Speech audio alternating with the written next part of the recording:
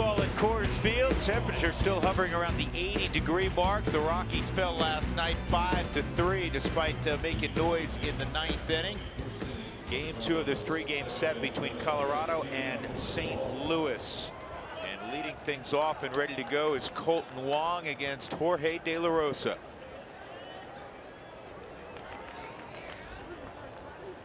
Cardinals have won 3 straight. The Rockies had their 3-game winning streak snapped last night, and the first pitch of the ball game is inside ball 1. Well, the Giants lost in a crazy affair last night. They led 1-0 behind Madison Bumgarner, and then once again the Giant bullpen gave it up in the 9th inning. That'll be a base hit for Wong. And the reason I mention that is now it's a dead heat for that final playoff spot in the National League between St. Louis and San Francisco as you look at Mike Matheny. Here's his lineup. Made some changes against the left-hander De La Rosa. Jed Jerko's in there again because Jed Jerko has great numbers against Jorge. 14 for 22 lifetime. Steven Piscotty, Brandon Moss, Yadier Molina, Matt Adams, left-handed bat at first base. Johnny Peralta, Randall Grichuk. He had a home run last night, and then a guy who can handle the bat as well as pitch, big Adam Wainwright. First pitch swinging and a cutter in on the hands, jams Jerko. That's a big out for Jorge. He needed that out just based on Kolten Wong getting a hit, and lefties are hitting over 300 off De La Rosa this year, which is very rare.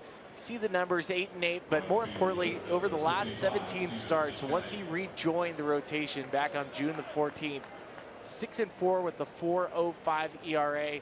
Some of the numbers to pay attention to tonight. Velocity for his fastball has dipped pretty significantly, and it's not allowing him to set up his off-speed pitches.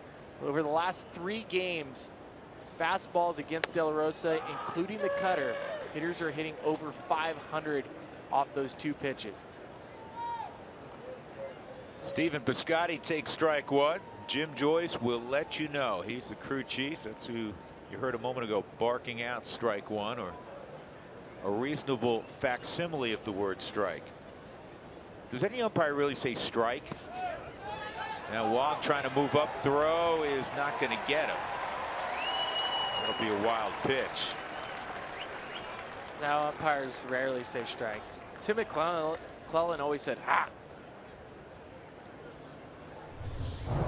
De La Rosa trying to get that split change working on the Subaru Supermo. You see he spikes it about 56 feet in front of home plate. Walters does a good enough job to finally corral the baseball and get a throw off to make it close at second base.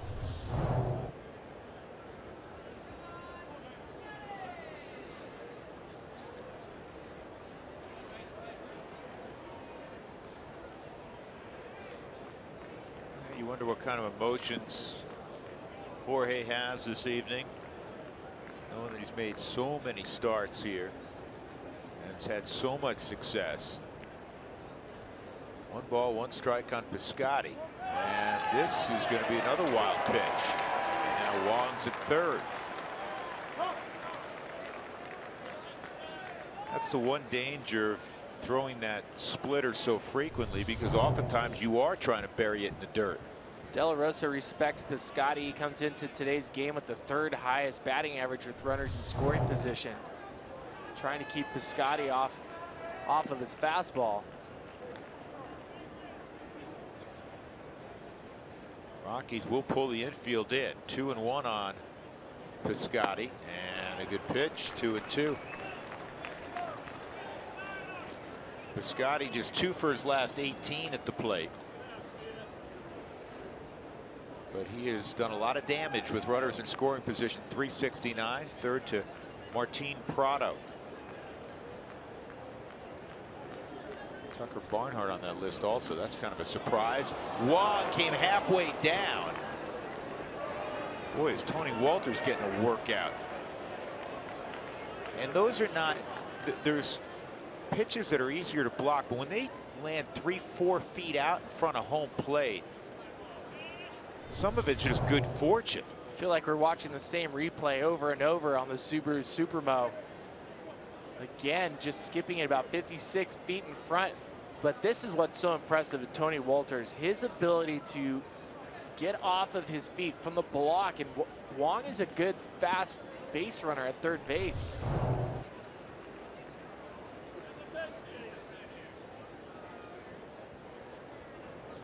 Three-two, and he gets him to chase. That is the amazing thing about De La Rosa. It can look ugly at times, and then next thing you know, he'll make a pitch, he'll get a double play ball, or in this case, he'll make a pitch and he gets a big key strikeout. One of the things that Walt Weiss always talks about is not giving in, like you just mentioned, Drew, and I love that. I love that in a 3-2 count, after spiking 3 pitches that at bat, he goes to it and gets a strikeout. Yeah, tell me, put yourself at the plate again. Piscotty's got to say, okay, there's no way he's going to throw another splitter. Exactly. He can't risk it, right? Nope. There's no way he's going to throw another split finger. Moss, big swing and a miss. Moss last night 0 for 4 for the Cardinals. In fact, he's just 5 for his last 63. That'll keep you up at nights.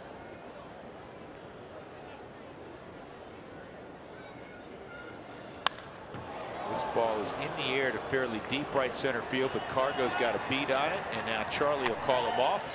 And Jorge does his thing. He gave up a leadoff single, couple wild pitches, walks at third, but he does not score.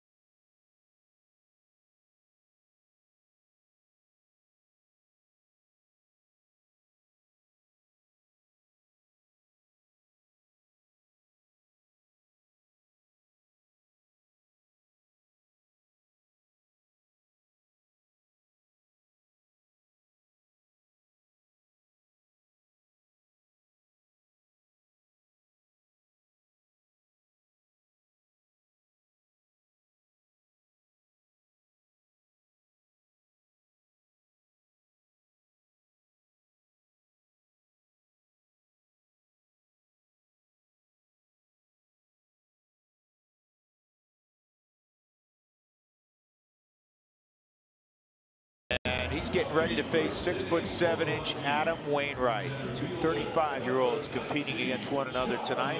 Wainwright and De La Rosa. Here's the Southwest batting order this evening for Walt Weiss. DJ and Charlie naturally up top. Cargo will bat third. Nolan drove in his 124th yesterday. David Dahl 5. Gerardo Parra will bat 6. Descalso 7. Tony Wolters 8. And then De La Rosa. Well, Adam Wainwright, when you think of Wainwright, you always thought of a heavy fastball and a big curveball. But you know what? Age is starting to catch up a little bit. That heavy fastball has been getting hit very hard this season. 370 batting average against it. Fastball, cut fastball, that one's been getting beat up as well. But the curveball's always there and the changeup's always there. If you're the Rockies today, especially with all the lefty hitters, have to look for the pitch out over the plate and up.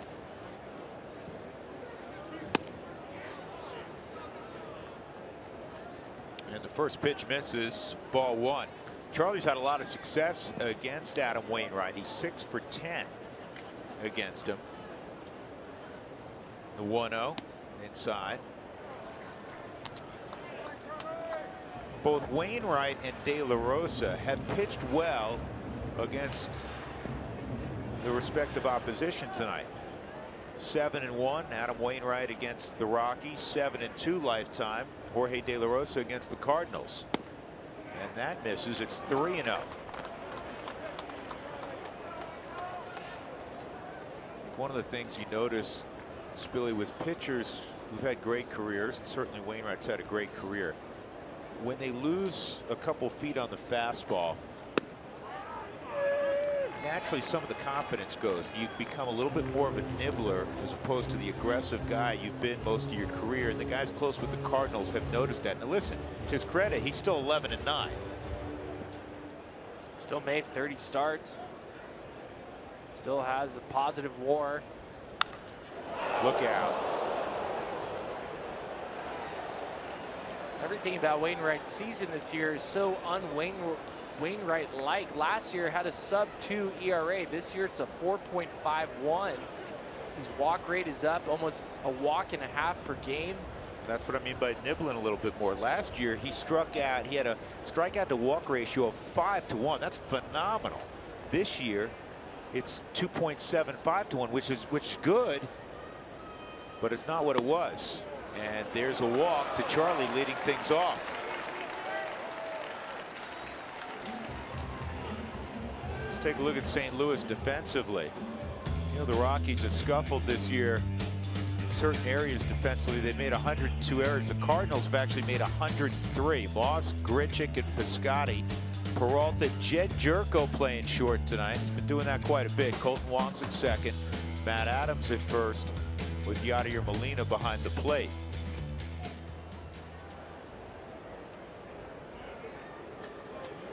So DJ steps into the ball game with a .349 batting average. He's hit 10 consecutive ball games. And he's reached in 35 straight.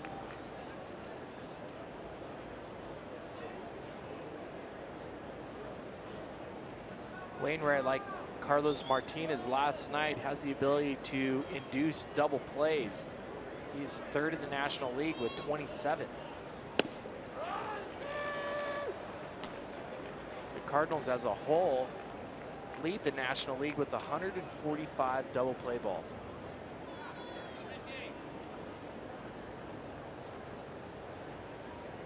With that on base percentage, the slugging percentage, it will give you a big head, but not DJ.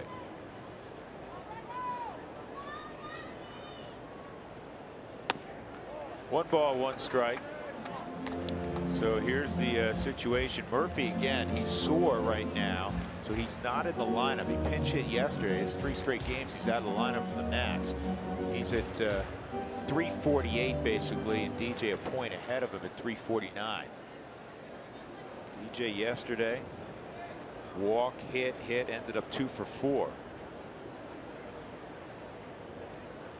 And Colton Wong gets up and steals a base hit from LeMahieu. About the only way you get him out these days. 5'9" Hawaiian, known for being athletic, climbs a ladder and takes a hit away from DJ. Subaru Supermo, you can see he did a 360 in the air catch in there.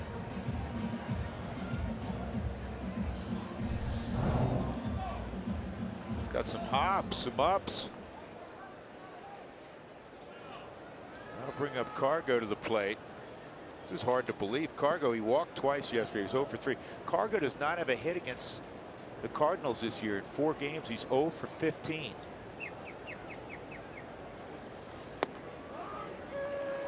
Wainwright hits the strike zone there, and against Adam Wainwright, Cargo's 3 for 14 lifetime.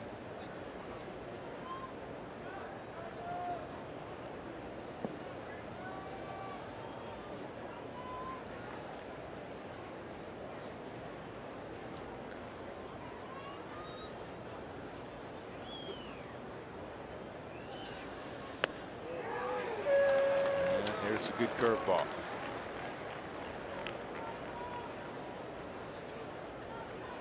He can really get some tilt on the curveball when you think that it's starting coming out of a guy's hand who's 6'7".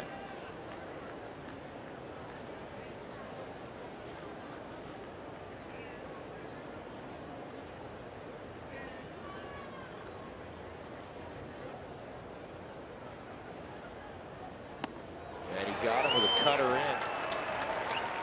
So on 3 pitches, he strikes out Carlos.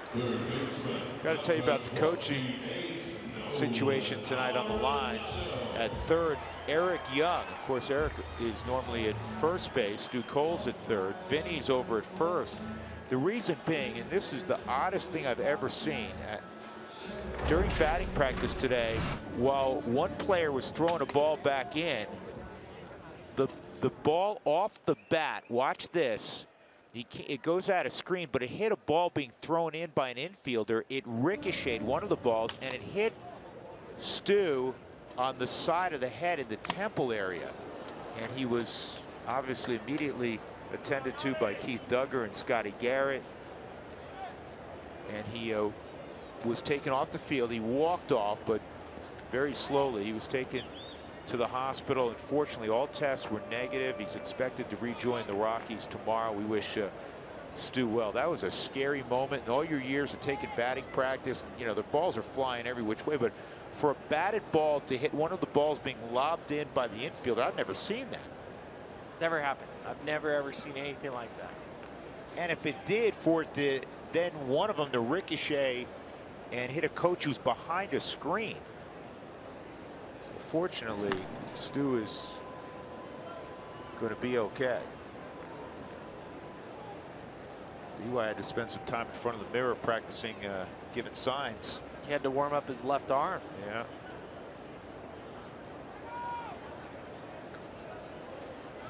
That's the most important part.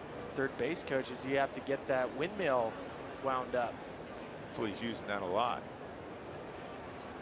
0-1 off the plate.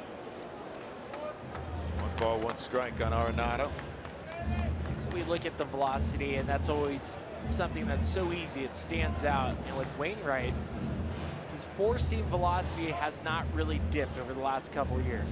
What has dipped is his velocity on the cut fastball.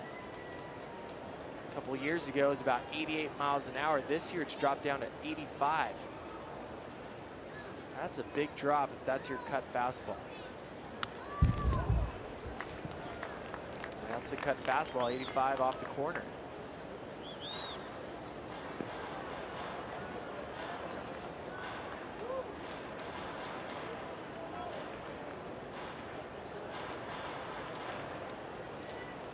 Well, every pitcher's got to pitch off their fastball. And you said, the league's hitting .370 against his fastball.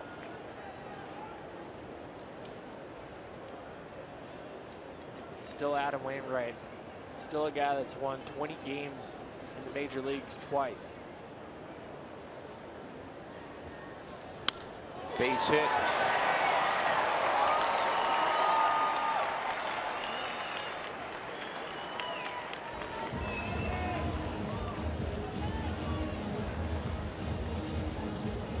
Trying to get his good swing back. The fastball off the plate, runs back in over the middle of the plate. Nolan just drops the barrel. Nice easy swing with 2 strikes. Keep the line moving for David Dahl. And David Dahl delivered a 2-out single in the first inning last night to give the Rockies a 1-0 lead.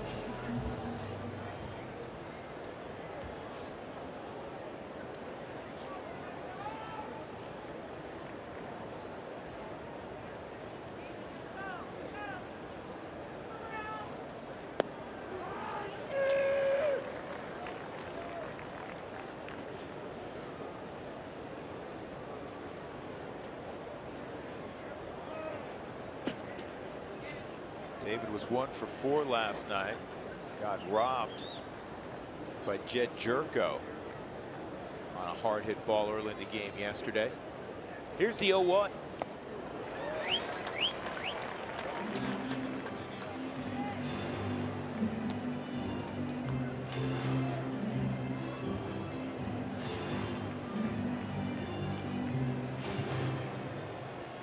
Bottom of the first inning, 2 men on for the Rockies, 2 outs.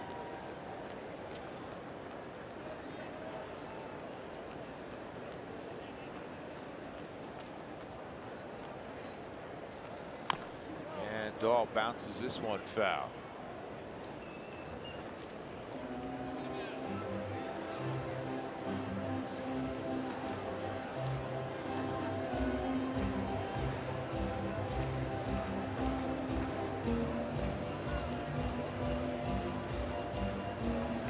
Rockies earlier this year dropped 2 of 3 in St. Louis.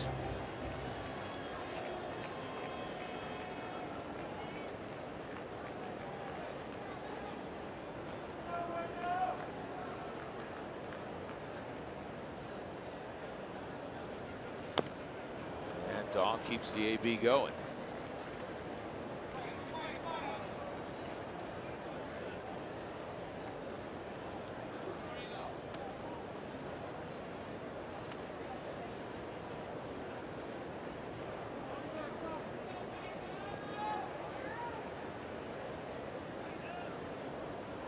Wainwright's had Tommy John surgery, and 2 years ago had a left Achilles surgery. He ruptured it. Showed fastball, and he missed with it 1 and 2. Oftentimes you look at surgeries that happen to the lower half of a pitcher.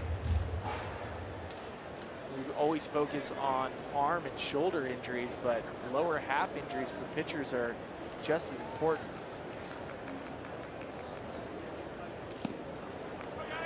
Well, many of you will remember when Adam Wainwright came up, they initially, even though they knew he was going to be a starting pitcher, similar to Carlos Martinez, who threw last night, they used Wainwright out of the bullpen, dominant arm. And you got a little insight into what he was all about, because in the World Series that year against Detroit in '06, Adam Wainwright saving games. I mean, they were using him late ball games as a puppy. I'll always remember the at-bat. Carlos Beltran, New York Mets and St. Louis Cardinals, froze him with a curveball. This is fisted toward the hole and on through. Blackman around third. He will score. And Arenado's going to be out, going first to third. The Rockies get a run on a David Dahl single once again in the first frame with 2 outs, and he was behind in the count. Nice job by Dahl. 22nd ribby.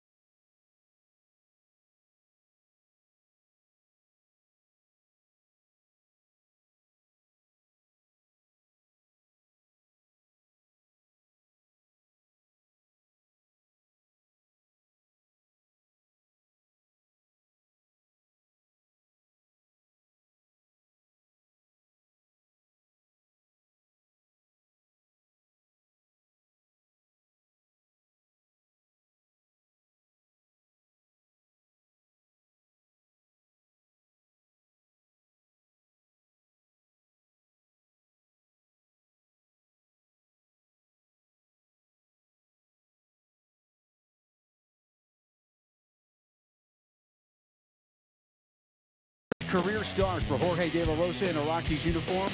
In his career, 4-0 against the Cardinals. In fact, his first win as a Rocky was against St. Louis, May the 8th of 2008. Over the years, he's had 20 different catchers catch him in his career.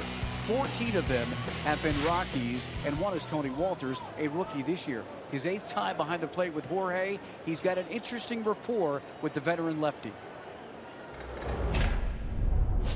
Like, he's so locked in, and it's like I just figure, you know, when I talk to him, it's just he kind of sometimes can't hear me just because he's just so like in the game.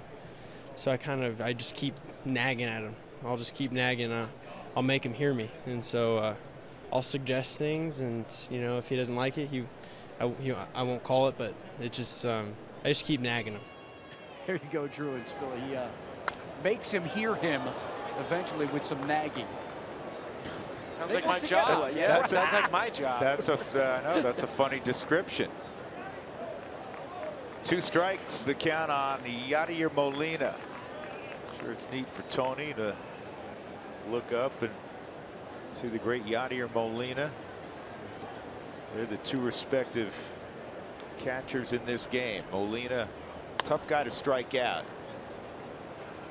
All the Molinas are that way. Benji, tough guy to strike out. Yadi, always one of the more difficult guys in the National League to strike out.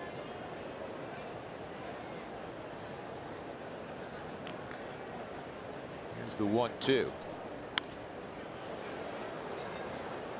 Yadi's hitting 7 straight. Well, in case you're wondering, Yadier Molina is wearing a helmet that covers his jaw. Has a little protective measure, and Yadi has not been hit by a pitch, nothing hit in the face. He decided to do it on his own several weeks ago, just put that on his helmet. Part of the reason why you saw Matt Holliday get hit in the nose a couple weeks ago from an errant pitch.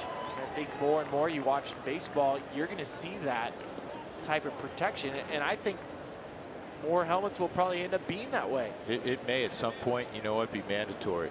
Aledmus Diaz is doing the same thing. He's never been hit in the face. He has a helmet very similar. Did he go? He went. Yadier Molina, the 5th toughest guy in the National League to strike out. Unable to hold up. Strikeout number 2 for De La Rosa. 1 out in the 2nd. De La Rosa keep going to his split change despite Tony Wolters nagging for him to throw a cutter down and away. Subaru Supermo, we see the good action, and that looks like he went to me.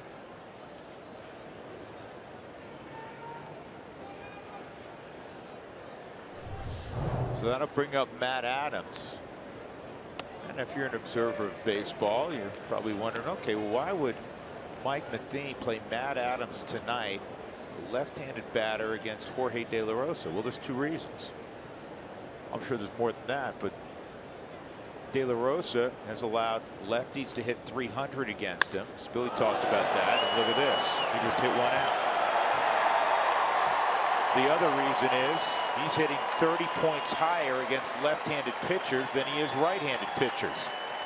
And Matt Adams makes his manager, Mike Matheny, look like a genius as he ties this game up with his 15th home run of the year.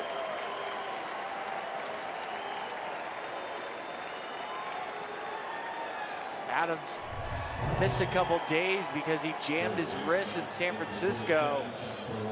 First at bat back on the Subaru Supermo, just drops the head on the fastball. Always known for the pop. His 15th home run of the season and 50th RBI.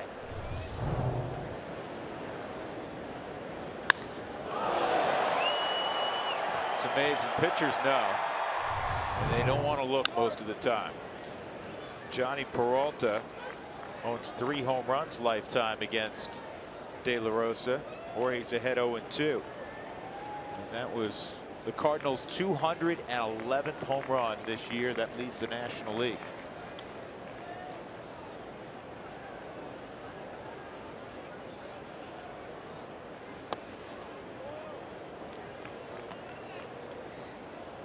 Adams a couple of weeks ago hit one in the Allegheny River at Pittsburgh. That does not happen frequently.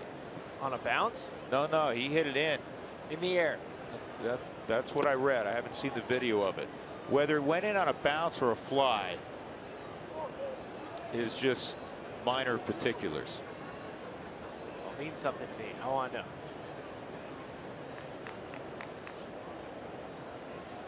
Dougie will research it. He's going to let you know. 2-2. Cutters in. 3-2.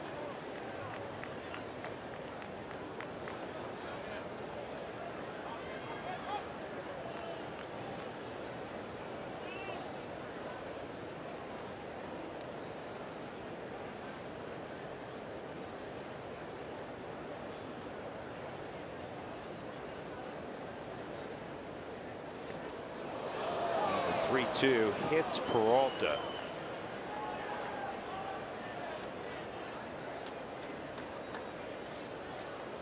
That'll bring up Randall Grichuk. We haven't looked at the Rockies alignment defensively. It's Dahl Blackman and Cargo in the outfield. No surprise there.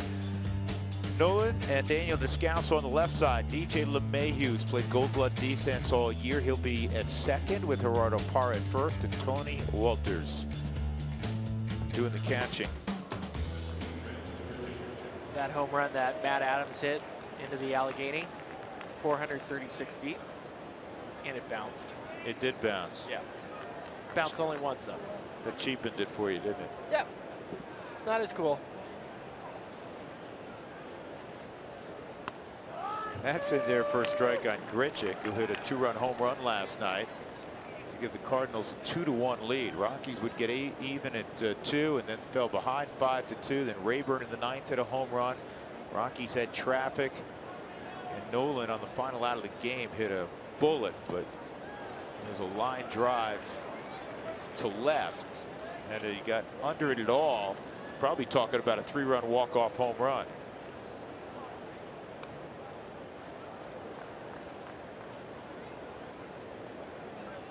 Nolan singled the first tonight.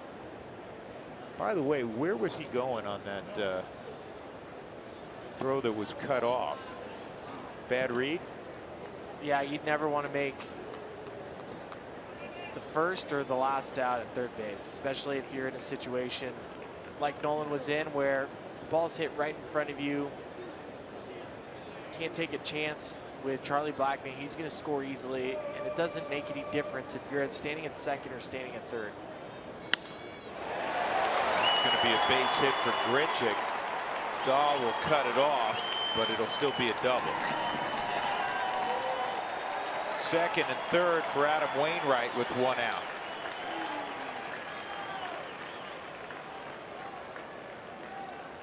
Grichuk started off the at bat with a split finger down in the dirt. It's like another changeup, but left out where Grichuk can handle it.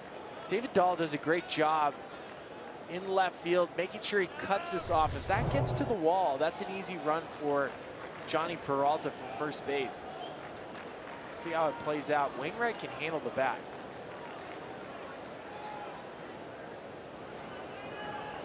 He owns 8 career home runs.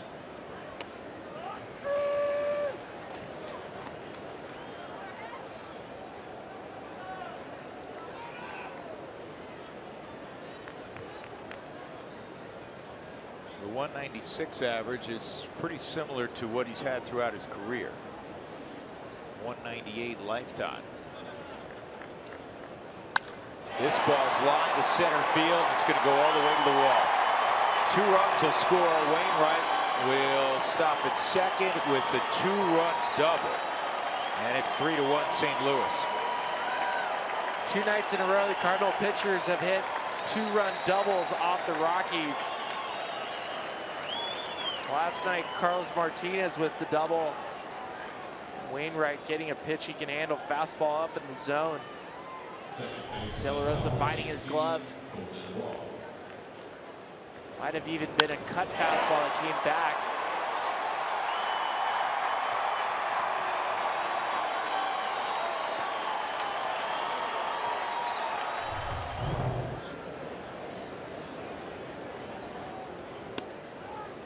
Wainwright has 7 doubles now this year. There's only 2 Rockies pitchers that have 7 hits. De La Rosa has 7 hits, all singles. Tyler Chatwood has 10 hits to lead the club. Tyler doesn't have any doubles. He does have a triple. Now the Rockies down 3-1. Colton Wong, product of the University of Hawaii, with a 1-1 count. Former #1 pick. 3-time all-WAC player. Comes from a baseball family. His dad played at Southern Cal. This ball's lifted to right center field. Cargo will make the catch.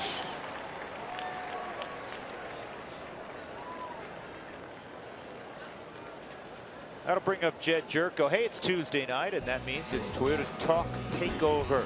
And taking over the Root Sports Twitter account is the Cowboy this evening, Tracy Ringlesby. So send us your questions to Trace at rootsports_RN, and Trace will answer some of those questions. Cowboy getting ready to take over the Root Twitter account. There's the, and in typical Cowboy fashion, I have answers, or if not, I will fake them. You know, I'm going to start something out. The Cowboy and I had it's not a debate, that's too strong a term, but we had a discussion a little bit on Twitter the other night after that absolute gem twirled by John Gray. Was that, or was the Ubaldo no-no in Atlanta in April of 2010 the best pitching performance we've seen? And I gave the very slight nod, though it's a great debate, the very slight nod to Ubaldo, because there's a great deal of pressure that has to accompany a guy when he gets to the 7th inning. Those final 9 outs, it's not like you're unaware you haven't given up a hit. I mean, on Gray's side, his gem came 4 measly singles at Coors Field, and he struck out 16, didn't walk a batter. Ubaldo walked 6 and famously had to go from the stretch the last few innings. The lineup for Atlanta, more formidable probably than the lineup for San Diego, but kind of an interesting conversation. What's your take? Anytime it becomes a historic game, a no-hitter, I always side with one of those. And even with hindsight, I've never seen anybody pitch more dominantly at Coors Field than John Gray. 16 strikeouts, no walks. That's incredible. I was in the dugout when Ubaldo threw the no-hitter, and you could tell that night that nobody was going to touch the baseball. Nobody was going to touch it, except for one, and it was Dexter Fowler who makes this unbelievable catch. Great catch. That was the only ball that even had a chance. First base was open, and Jerko, who has great numbers, 14 for 23 against De La Rosa, walks on 4 pitches. And De La will take his chances with the 3-hole hitter Stephen Piscotty. So if I add all that up, you're gonna give a slight nod to Ubaldo in Atlanta. Slight nod, just because the historic context. And that's kind of where I fall, and it shouldn't in any way take away from. No, the performance by John Gray was unreal. What a joy to watch. And John Gray has historic context behind his 16 strikeout, no walk display. It's never been done at Coors Field before. It's a record. 2 strikeouts more than any Rocky had ever fanned.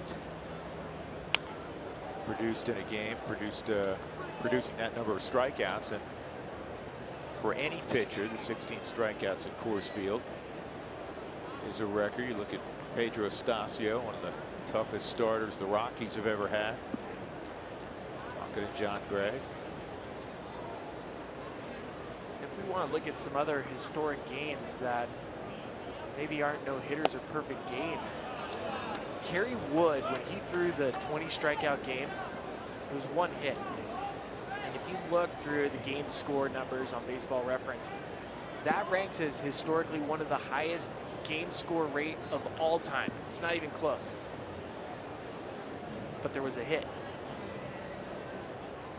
So if it ended up being a no-hitter, is that the greatest game ever pitched? And Piscotty gets hit by a pitch.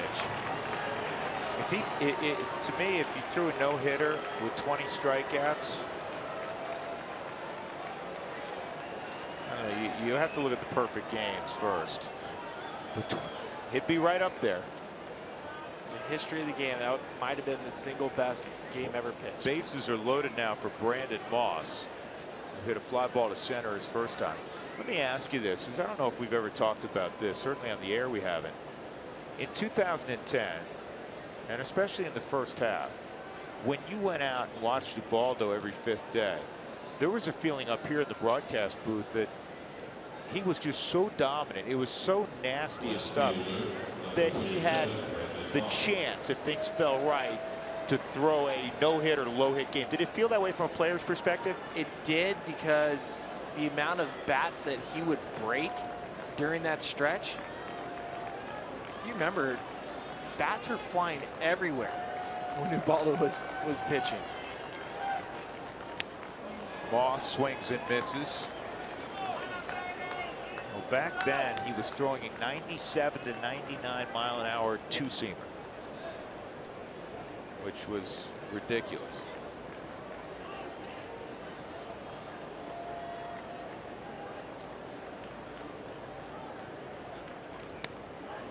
A curveball for a strike. It's 0-2.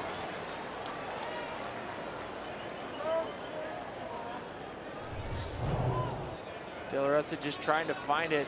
Again, he's using that split changeup, and this one he's able to pull it across and gets almost cut action from it. Looked like a curveball, didn't it? Here's the 0-2 now. Jeff Hoffman, who's been removed from the rotation, and Rocky just want to limit his innings the rest of the way. He's throwing in the bullpen with the struggles for De La Rosa this frame. It's the 9th man to hit. Brandon Moss, 3 runs in, bases loaded, and this is going to go foul.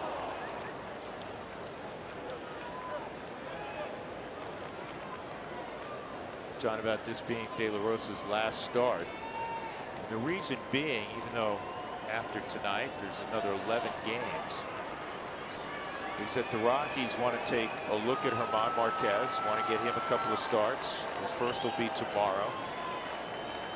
So they're going with the youth movement, save Hoffman. And again, he's coming off Tommy John less than 2 years ago. So they're going to limit the number of innings he has the rest of the way. But that's why De La Rosa is going to be done after tonight. And that is a strikeout with the bases loaded of Moss. In the inning, 3 runs for St. Louis. They have a 3-1 lead.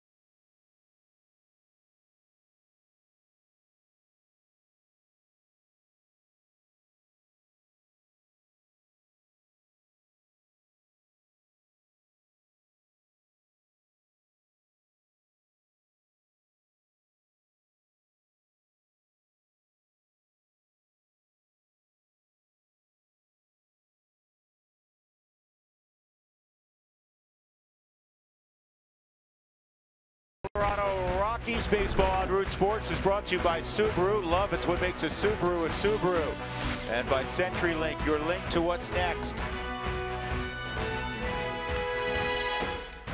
Cardinals 3, Rockies 1. We go to the bottom of the second. It'll be Gerardo Parra, Daniel Descalso, and Tony Walters against Adam Wainwright. With Mark Stout and Ryan Spilborghs, I'm Drew Goodman. And we have an answer from Tracy Rinklesby on the discussion we began the other night. Spilly and I were just chatting about John Gray. He's going with Gray, completely overpowering, never a threat, 16 strikeouts, no walks. I don't get caught up with no hitters. That's fair. That's fair enough. I just think that from a pitcher's perspective, we'll have to ask somebody who's, you know, been there with a no hitter and all of a sudden what the emotions are in the 7th, 8th inning. The bottom line, both were phenomenal. I have asked pitchers before, and I had the pleasure of interviewing Kerry Wood last offseason for MLB Network Radio, and we were discussing his strikeout performance. I said, hey, struck out 20 batters in 9 innings, gave up 1 hit. It was an infield single. Would you have traded that game in for a no-hitter? Let's say you struck out 9, but you had a no-hitter. He goes, no. How good I felt, 20 strikeouts. It was the best feeling I've ever had. I completely dominated the team. And I think that's what John Gray felt the other day, but Kerry Wood, in fairness, can't compare it because he never did throw a no-hitter. Never did. And as we look over the games, like I mentioned before, you know who we have to call? That game, Kerry Wood's game that's not a no-hitter, is considered the greatest 9-inning game score game of all time. Dougie, call Seaver up. Get Seaver on the line right now, because Seaver threw a no-hitter and also had 19 strikeouts in a game. So he would be the appropriate guy. Maybe Ryan. Call whoever you get first, all right?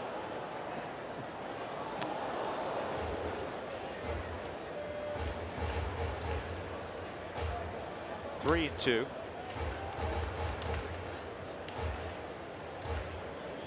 Why does Doug not have his cell phone out?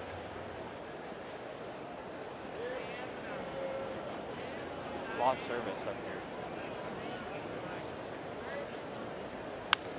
That's a good job at hitting. Unfortunately, Parra hit it so hard it stayed up for Brandon Moss, 1 out. He stayed with that curveball nicely.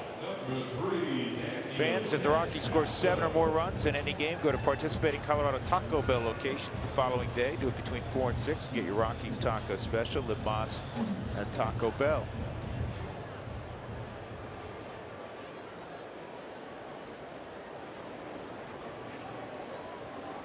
Here's Descalso. Daniel 0 for 4 last night, and he's going to start out tonight 1 for 1. Getting a hit against his former teammate.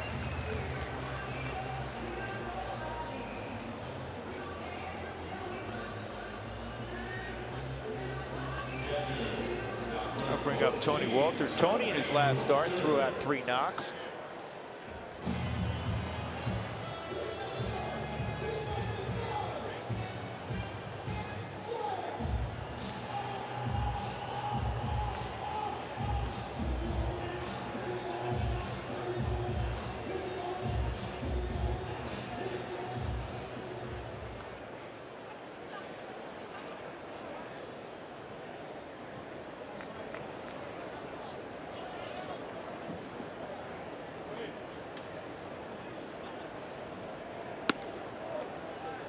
Ball 1.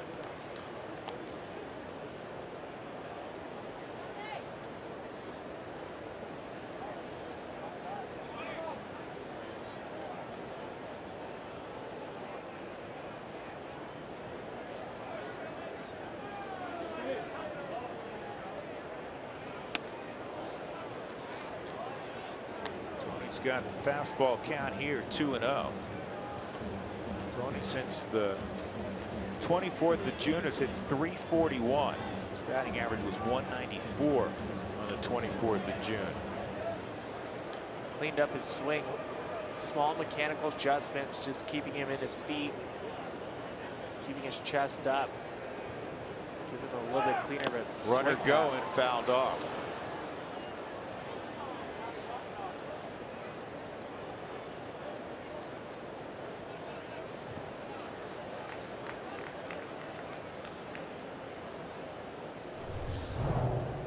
See where Molina gets hit. Right off the instep, right off the shoe. Chief Joyce will give a little extra time. So will Tony Walters.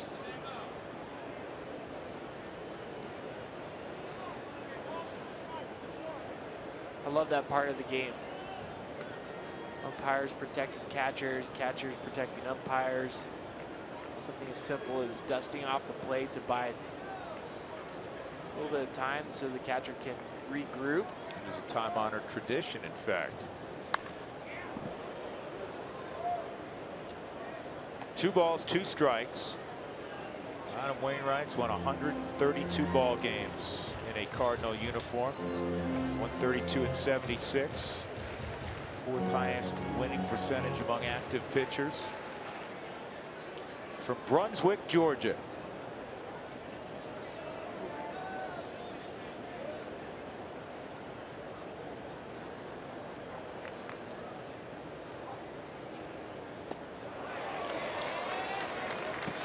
That is out number 2, and that'll bring up De La Rosa. Number 29, Jorge De La Rosa. There's a little bit more on Adam Wainwright. His career ERA of 3.14, a second lowest among active pitchers to Clayton Kershaw. Twice he's led the league in wins and innings pitched, a 3-time All-Star.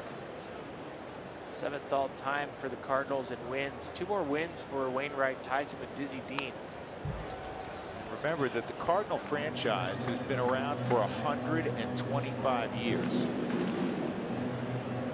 Like Mike Matheny, he's only the 49th manager in the history of the Cardinals. Talked about the stat last night. Since 1919, the Cardinals have only finished last once. That was in 1990. That blows me away. I mean, you can run out number after number, individual number, team numbers. I looked at last night, I was looking at the players that were on that team. Vince Coleman, Terry Pendleton, Ozzie Smith. It was a great team. Whitey Herzog began the season as the Cardinals manager. Red Schoendice ended up taking over when Herzog got fired, and then it was eventually handed over to Joe Torre.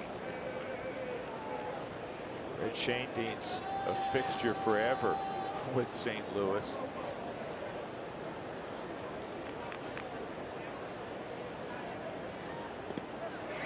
And De La Rosa strikes out to end the inning. Descalso left the board after singling. We'll go to the 3rd. The Cards 3 and the Rocks 1.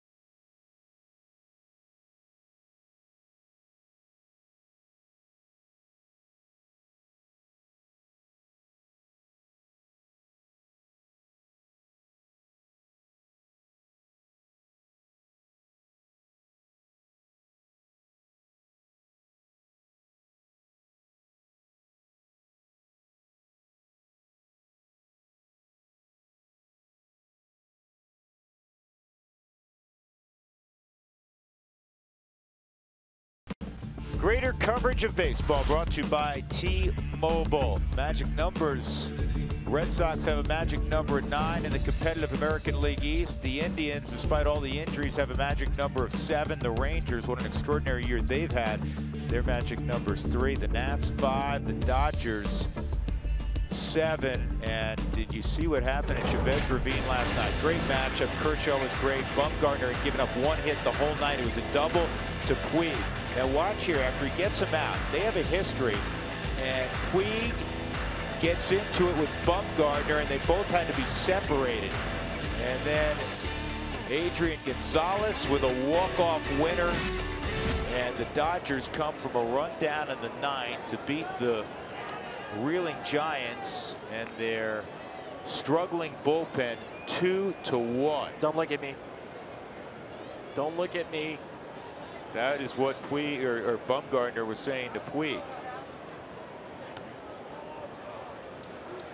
That goes back. Remember 2014, Puig hit a home run against Bumgarner, and I think Bumgarner thought that he took his time going around the bases. So when they met again, Bumgarner hit Puig, and they haven't been dance partners since.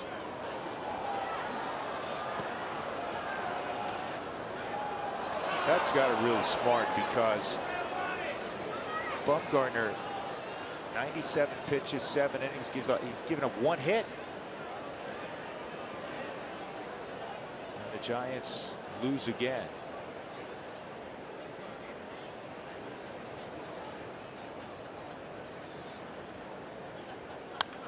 Yachty fouls this off. Bumgarner's done that to several players throughout the years, including, I think, DJ LeMahieu with the Rockies. Earlier this season, he just started barking at Will Myers when San Diego was playing in San Francisco, and after the game, he just said, "I felt like yelling at somebody." You don't get the name Mad Bum for nothing. I don't know how many guys will yell back at Bumgarner, who is 6'5" and about 245 pounds. The Giants, in the month of September, have had the lead going to the 9th inning 10 times. What do you think their record is? We've seen a couple of blown saves here. Molina strikes out a 2nd time against De La Rosa. Oh no, what's the record? 5-5. That's crazy. That's why they're 22-38 in the second half. Cowboy, do you think Nolan, being Nolan, and DJ will win Gold Gloves this year? Any other Rockies? There's no better defensive third baseman and second baseman in National League or Major League Baseball, for that matter, than those two. Arenado may be the best, period. I think Nolan will obviously win it, because now nationally he's recognized as the best there is. DJ within the game has great respect. He's won 1, and I think he's deserving again of winning another. Here's the other thing. Don't just look at, we're going to show you fielding percentage. DJ has the top fielding percentage along with Panic and Utley. But in terms of range, it's not even close. He gets to so many more balls, and if you think I'm just saying that, number of chances favor DJ by a considerable amount over both Utley and Panic. Good pitch. Another strikeout. Matt Adams hit a home run against De La Rosa. De La Rosa wins this battle with a punch out. 5 strikeouts for Jorge. Split finger is now really becoming a weapon for him. Slider on this pitch, down and away. De La Rosa mixing a little bit more of his secondary pitch the second time through.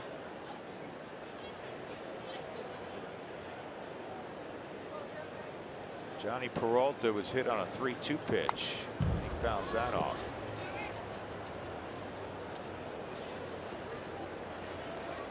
You had mentioned Red Schoendienst.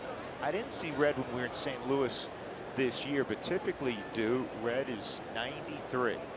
And he, Spilly, when you were playing, he was in uniform. Yeah.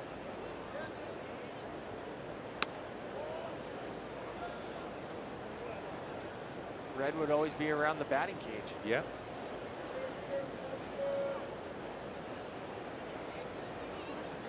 I think he's got a few stories. Good pitch. 2.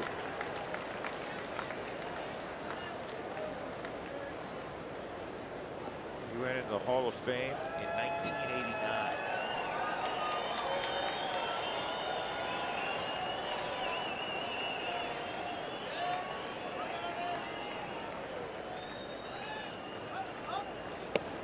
What an inning for De La Rosa after giving up 3 runs in the second. And the Cardinals hitting around. De La Rosa strikes out Molina, Adams, and Peralta in succession. 3-1, Cardinals in front.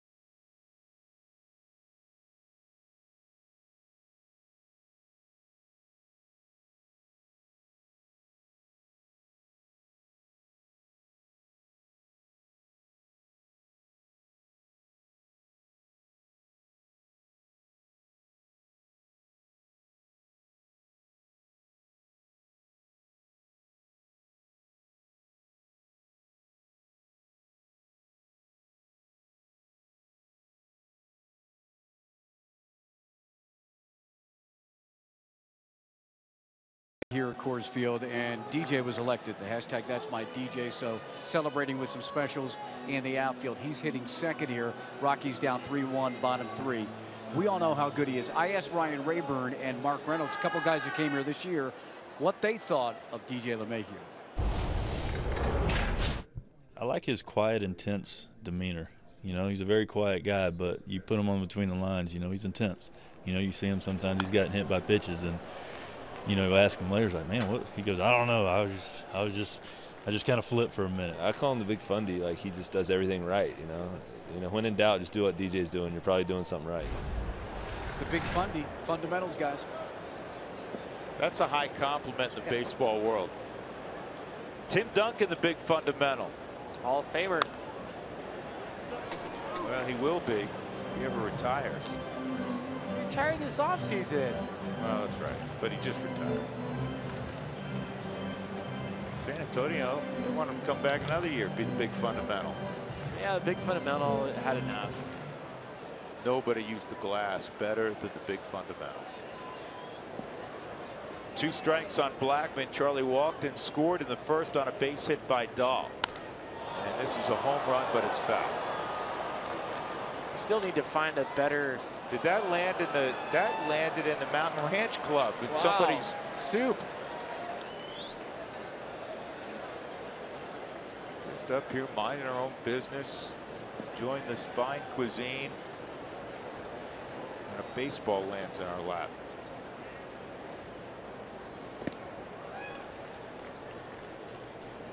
Tim Duncan, David Robinson, the Twin Towers, right? Isn't that what they were called? Yeah. And now we need to name this top 4 of the lineup right now. Still don't have Fab 4 has been just constantly tossed around, but I don't think it sounds cool enough. We'll have to come up with something. I know our fans will help out. This ball's leaned on in deep left center field, and it's run down out there by Brandon Moss.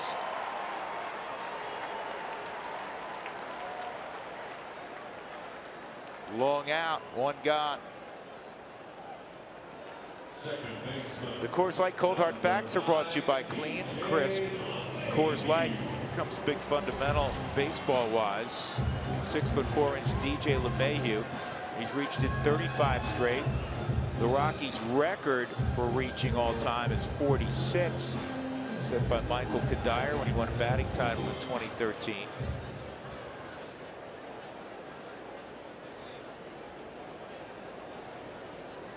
Tulo 41 games, Matt Holliday 38. DJ was going to reach in the first if not for Colton Wong's great leaping ability. Stole a base hit from him.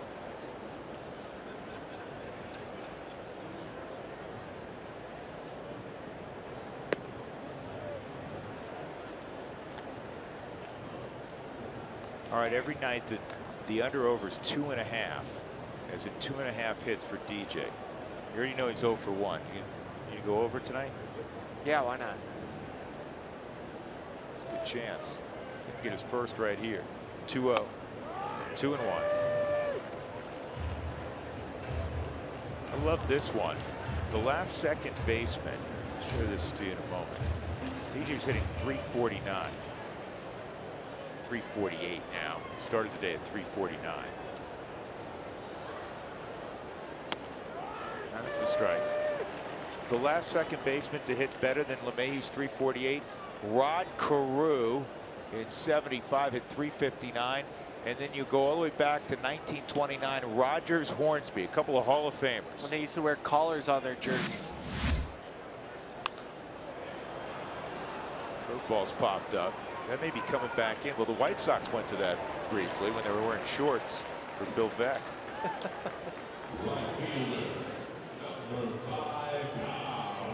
That'll bring up Cargo. What's your favorite baseball moment? Patrick Wayne. Game 385 World Series. George Brett refused to lose. Second, Helton's home run off Saito. Started the big push in 07 for the Rockies.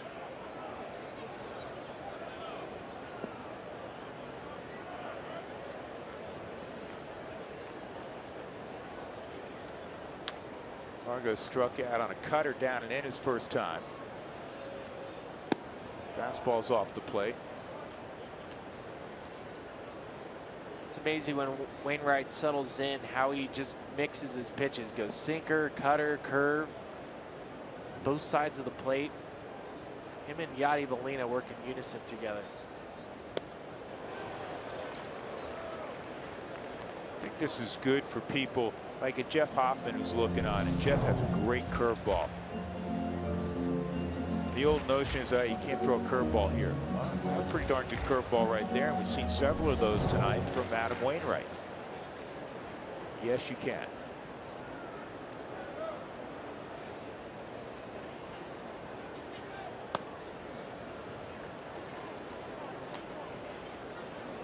Wainwright threw a fastball 90 miles an hour before he threw the curveball, and the curveball was at 72 miles an hour. Nice 18-mile-an-hour difference, and that's how you're allowed to get that separation. Cargo hits a bullet to center, and it is over the head of Grichuk. That was one of Cargo's one-irons. And a two-out double. Grichuk already played pretty shallow center field for an opposing player at Coors Field, but he misreads it, takes a step in, and that cost him. It's just enough that the ball gets over Grichuk at center.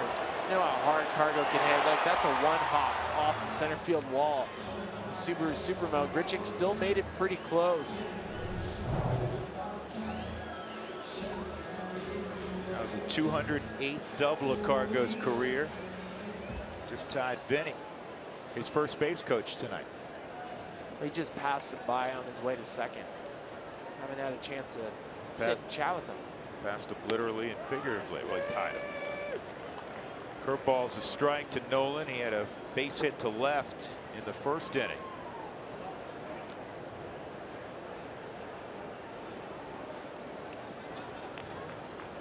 That's Cargo's first hit of the year against St. Louis.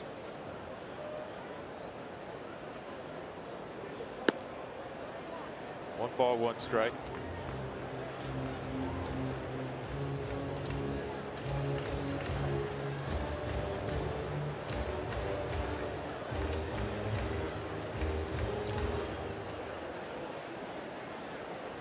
See Mookie Betts on that list right there.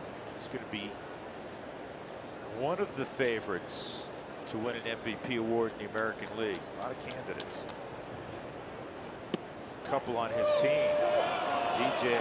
Nolan didn't like that call from Jim Joyce. Swing pitch. He thought it was down and in. It was off the Subaru strike zone.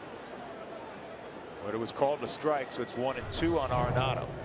Well, he has two things working against him. Number one, it's Adam Wainwright, and number two, it's Yadi Molina behind the plate. Constantly working. Nolan doesn't like it one bit. He shouldn't.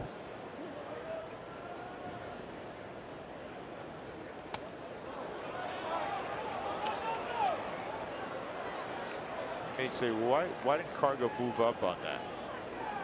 He's not going to take any risk. He's already in scoring position with Nolan at the plate. This came up and hit the mask.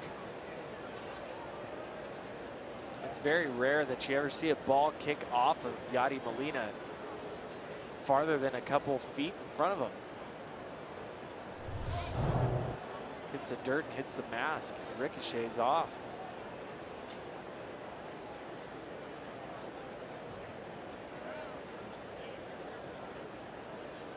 Two. Wainwright spun another one. It's 3-2. That's what Wainwright does so well with his curveball. We see him steal strikes with it up in the zone, throw it high, and let it drop in. And then when it's a 2-strike count, really will bury that curveball.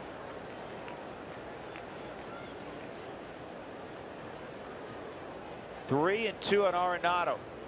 2 outs, Cargo at second. And he pops him up. Colton Wong. That'll end the inning. We are done with 3. The Cardinals continue to lead 3-1 over the Rockies.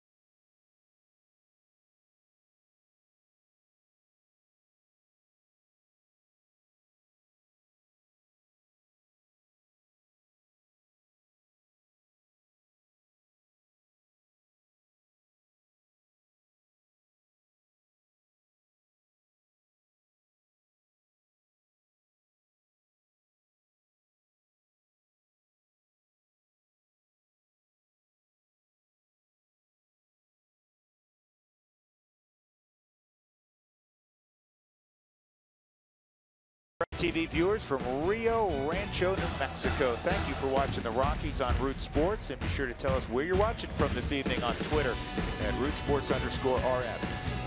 Drew Goodman, Ryan Spilborgh's Mark Stout, Coors Field, top of the 4th inning. The Rockies trailing 3-1. Beautiful baby.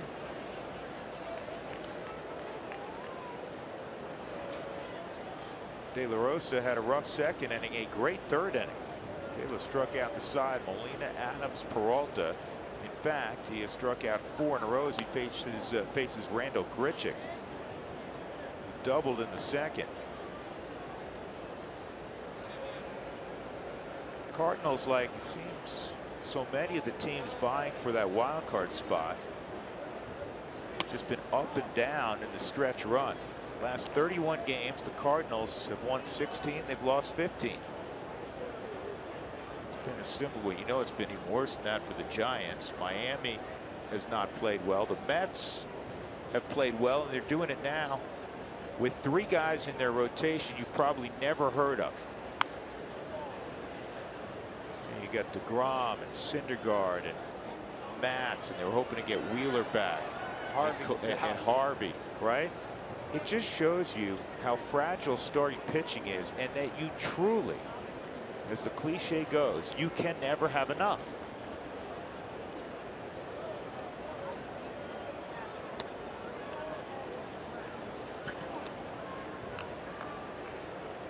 Three balls and a strike on Grichuk.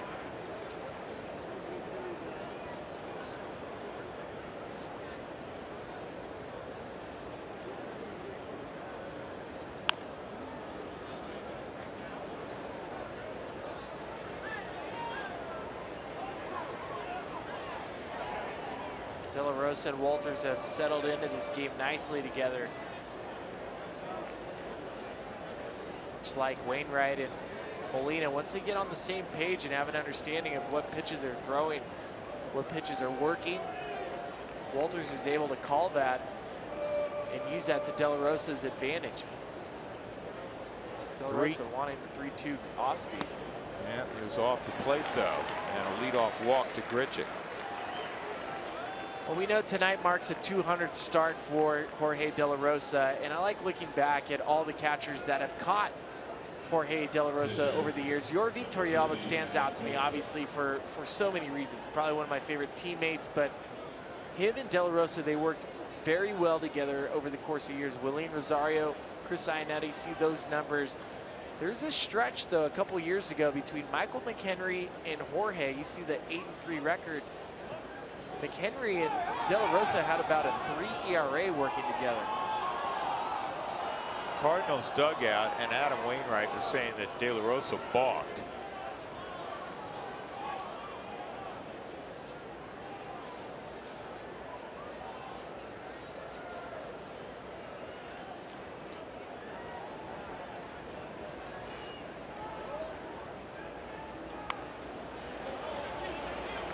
Taylor thought about going to second. Tony Walters, that's who your coach is for anybody who fields a bunt. Will let you know where to go, and he suggested strongly that De La Rosa get the out at first. So a sac bunt by Wainwright, 1 out. Grichuk at second. Here's Colton Wong.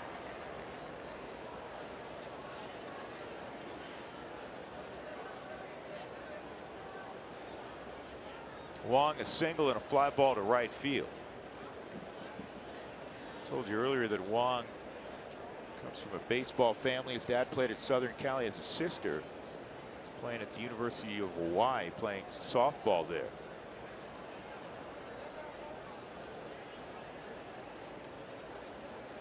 He's from the Big Island. This ball hit well to left center field. Dahl got a great read on it, makes the catch, and that's out number 2. 2017 suite packages are now available. Reserve your opening day suite with the purchase of a suite 10-pack. Call today for more information. So the other day, John Gray, with that start, ended up with his 16th quality start of the season. Breaks a rookie record by John Thompson, which was 15. 2 times Jorge De La Rosa in his career had 17 quality starts for the Rockies. A lot of glowing numbers for De La Rosa. 101 career wins. Let me correct that. It was 3 seasons with 17 quality starts. Even better.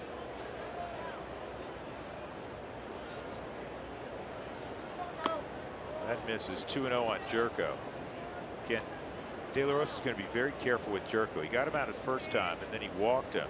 Jerko's 14 for 23 with 7 walks against De La Rosa. Just one of those guys that he's had De La's number.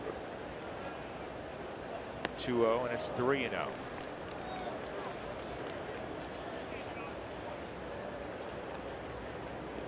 Stephen Piscotty.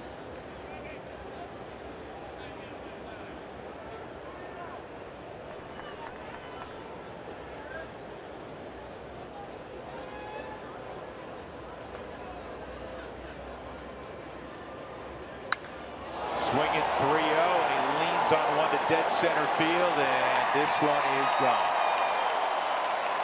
That's why he was reluctant to come into the zone against Jed Jerko. Jerko just makes it a 5-1 game with a 430-foot bomb to center field. That was mashed. It's his 27th home run, which is one more than he hit in all of 2014 and 2015 combined. Resurgent year for Jed Jerko, and De La Rosa shook off a couple times on the 3-0 count. Jerko not afraid to swing. He sees the ball so well off Jorge.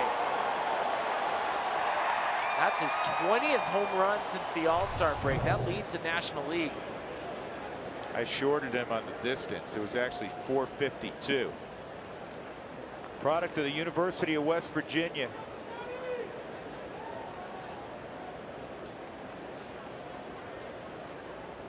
Got the baseball world's attention in 2013 when he hit 23 home runs. That's up and in on Piscotty.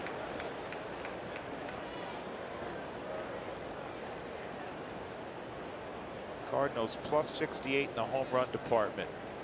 Largest positive disparity in the game. That's why they're sitting at 8 games over 500. It's usually all about their pitching. Pitching solid, but not nearly as good as it's been.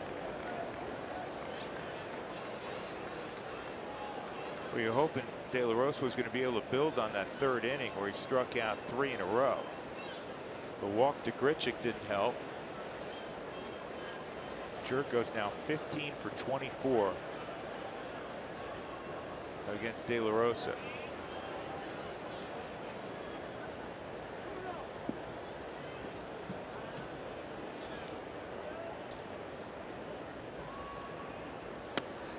You're almost in that situation, Spilly, better off if you're Tony Walters, instead of putting down signs, just yell fastball, cutter.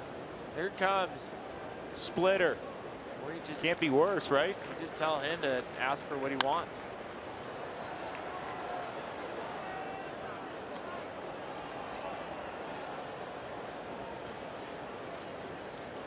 Tommy Lasorda famously did that to Pete Rose in a series where the catchers were telling him every pitch that was coming. At first, Rose thought it was a joke. He said, "You're kidding, right?" And then after an 0-for-4 game, he lost his noodle.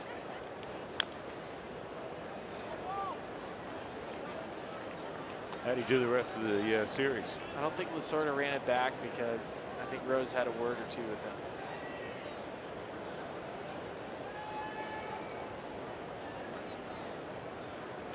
Would you step out if you're in the box and the catcher said fastball away, Spilly? 3-2. No, I'd go, all right, let's see it. But you wouldn't trust it. Can't trust the guys back on the other side. That's what I'm saying. That's why the mind game would mess you up. Fastball shows up away, and you'd probably make a left turn, right? 5-1 St. Louis. And De La Rosa strikes out Piscotty, who breaks his bat. Jed Jerko on a 3-0 pitch. It's a home run to center field. Middle of 4, it's 5-1 Cardinals.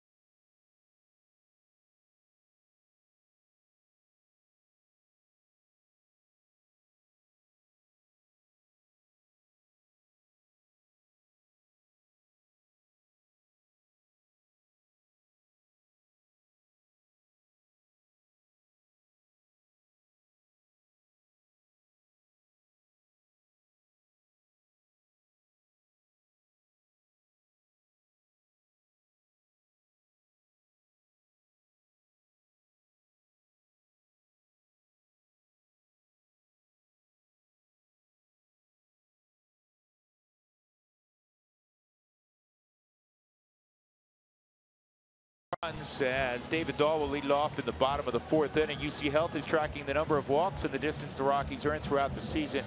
Start tracking your own steps today to get fit. So far this year, the Rockies have walked 478 times, or over 43,000 feet. David Dahl, an RBI single in the first. He'll be followed by Gerardo Parra and Daniel Descalso.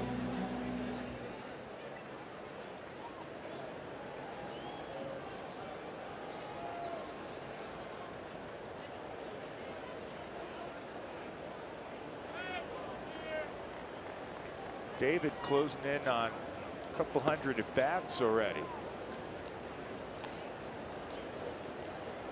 To the ball game with 185 ABs.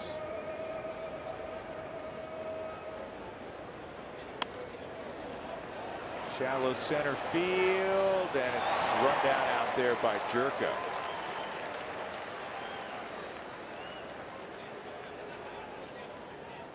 Bring up Parra. Another question for Tracy Ringlesby. Cowboy, which position in baseball produces the best power hitters?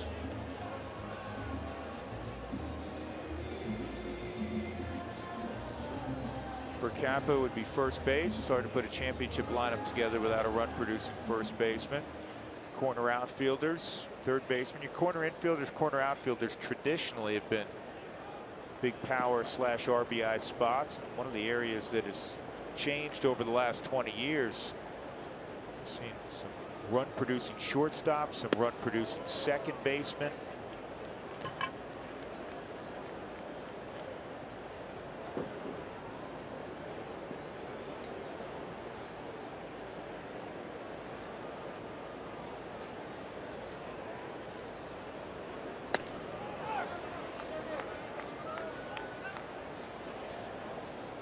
Look at a guy like Brian Dozier of the Minnesota Twins. Second baseman, he's hit 280 with 41 home runs. The first baseman in baseball have 41 home runs right now besides Chris Davis of the Orioles. What a year Dozier's had. What a second half Dozier's had. No swing, 3-0 on Parra.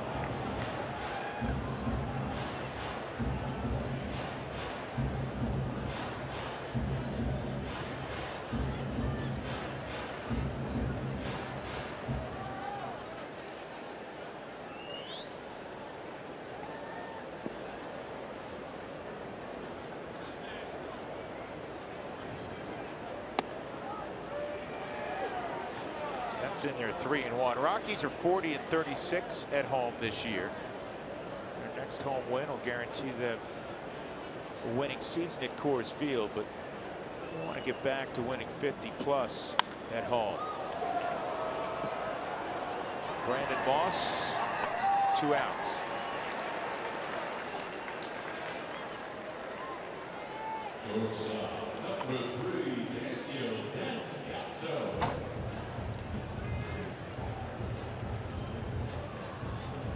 That'll bring up Descalso. Daniel had a base hit to right in the second inning.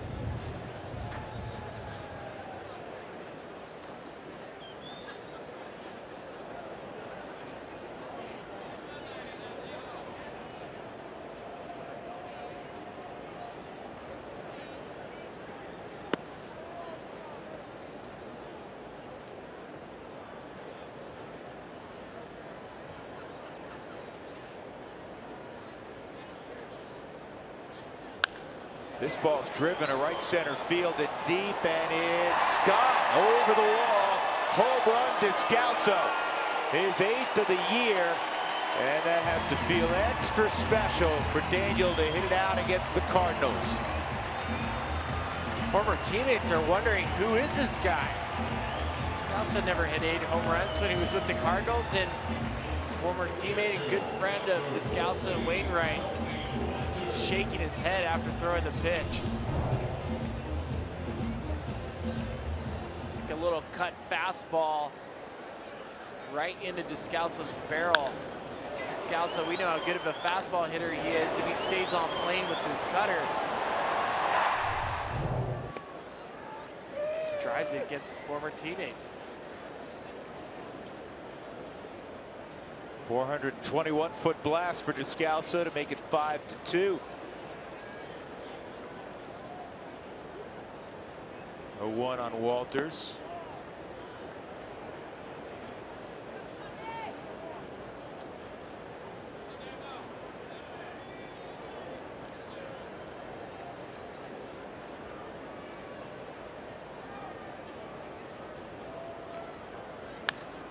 Ground ball toward the hole. Wong's got good range, and he'll throw out Walters. In the inning, Daniel Descalso, who hit 10 home runs in 529 games with the Cardinals, just hit his 8th this year in his 89th game. When we come back, Walt Weiss will join us from the Rockies dugout.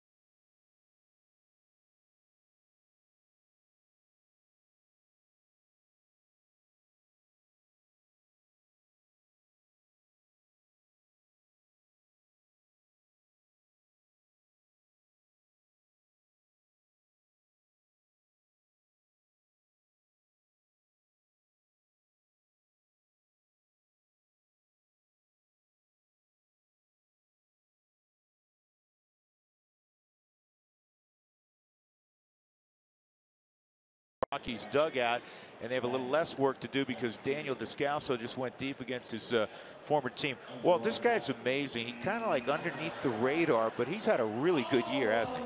Yeah, he's a pro, you know, versatile, winning player. He's played in big games, and that's why we brought him over here, and he brings that intangible to our club. Well, we know tonight's De La Rosa's last night starting at Coors Field. What have you seen from him so far, and what's going to help him continue to move forward in tonight's game? Yeah, it's been a battle for him. Secondary stuff, he's having a hard time commanding it. The one inning when he was commanding the split finger, he got 3 strikeouts, but it's been a battle for him so far. What are you seeing from Wainwright? It looks like he's got the curveball, which hasn't always been there this year for him. Yeah, he's got a good breaking ball, and you know, fastball's got movement. He knows how to pitch. Yep, he's a pro. Walt, good luck the rest of the way. All right, thanks, guys. All right, we appreciate it. So it's 5-2 as we go to the top of the 5th inning. Brandon Moss will lead off against De La. Jorge has gotten Moss twice. Fly ball to center field and a strikeout. In fact, the strikeout in the 2nd inning came with the bases loaded.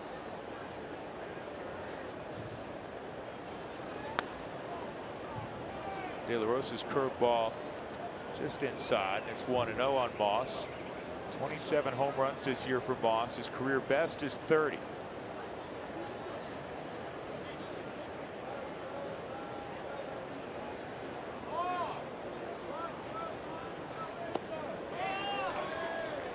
One and one.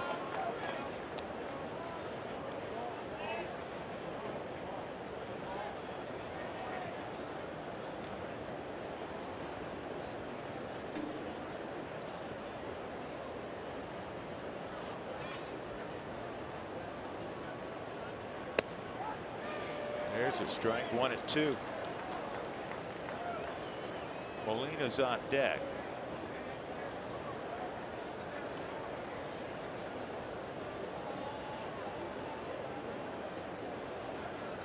Right now, the Cardinals. That's another strikeout for Jorge. He's got 8 strikeouts tonight, so he's been touched for 5 runs on 5 hits. But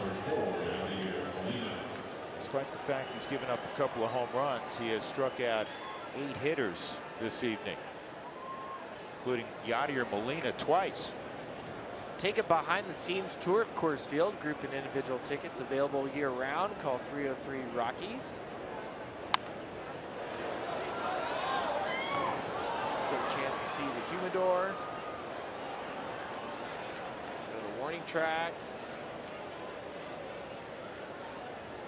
See where the players eat, where they work out. Inside on Molina. The Cardinals, they're scoreboard watching every night. I'm sure they've noticed that in the 8th inning, the Mets are losing again to Atlanta. 5-3.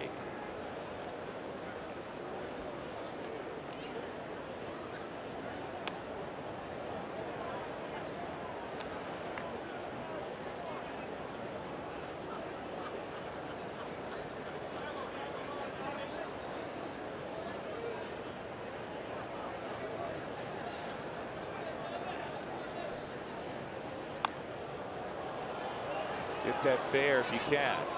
Unfortunately, De La couldn't get there. Here's the wild card standings. The Mets began the day at 80 and 70, a game up. So they had the top wild card spot. Then the Giants and Cardinals were in a dead heat for the second wild card spot. And conceivably, you could have a 3-way tie tomorrow.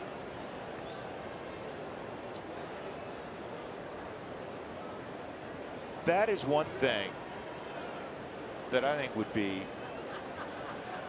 fun to watch. Multiple wild card teams playing basically the seventh game of a playoff series, and then having to play another one just to get into the divisional round. That's going to be a base hit. That's what they designed the wild card for, is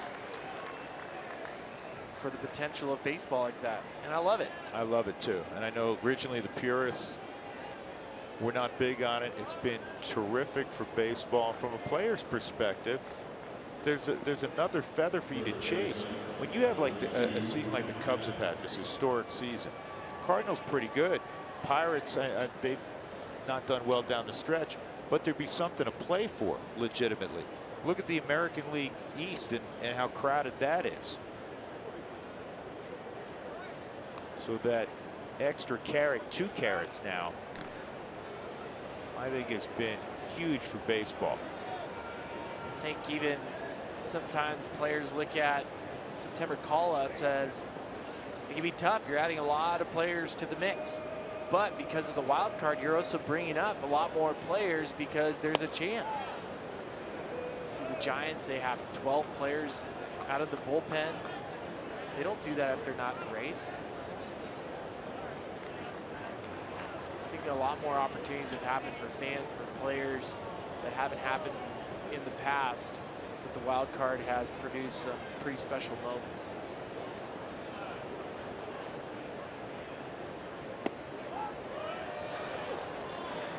One and one.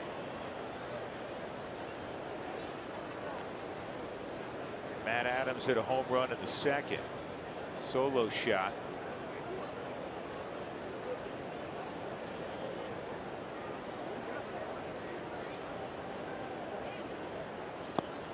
Strange. De La usually gets some ground balls, Billy. There hasn't been one ground ball tonight. Everything's in the air or strikeout.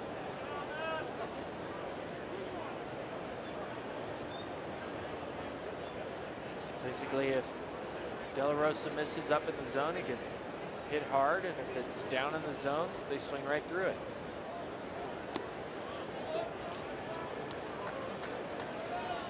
That is a strange number.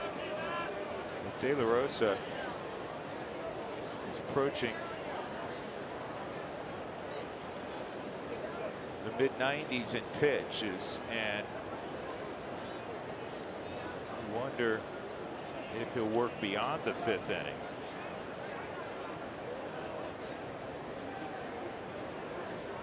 Peralta on deck has 3 lifetime home runs off De La Rosa. And he misses, so that's going to push Yadier Molina to second. And it'll bring up Johnny Peralta. 3 walks allowed by De La Rosa. Well, this guy's conquered Coors Field like nobody else, not even close. The Rockies at Coors Field, check this out, since May 3rd, 2008, when De La Rosa made his first start. 381, 332, a winning percentage of 534. The Rockies at De La Rosa's starts, not just his decisions, but the Rockies as a team, are 68-30. That's a 694 winning percentage. Everybody else a little over 500. That's how good he's been at Coors Field. In fact, he's been one of the winningest pitchers in his home ballpark in the last 100 years by percentage.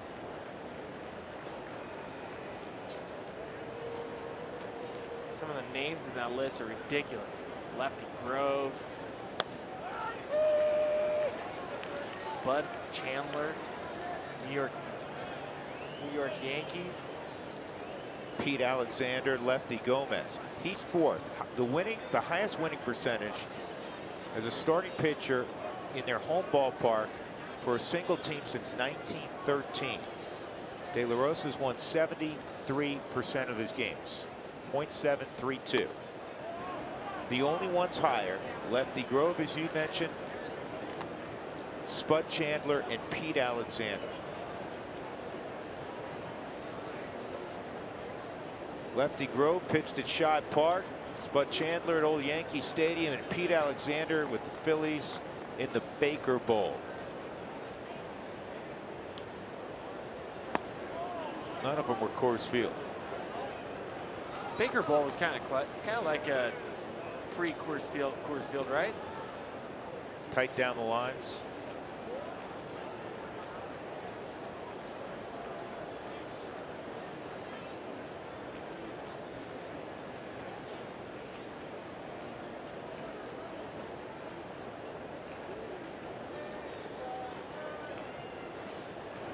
Two, ground ball to third, knocked down by Nolan. He'll get to the bag to get a force. 2 outs. Adams to second, Peralta to first. Real nice play by Nolan for so many reasons. Keeping the ball in front of him, being able to recover, get the baseball, still get the out. And it also gives Jorge De La Rosa a chance to get himself out of the inning. You're putting Walt in a situation where De La Rosa is getting close to 100 pitches with traffic. And more than anything, Walt would like De La Rosa to finish this game based on, or at least this inning, based on all that he's done in his career at Coors Field.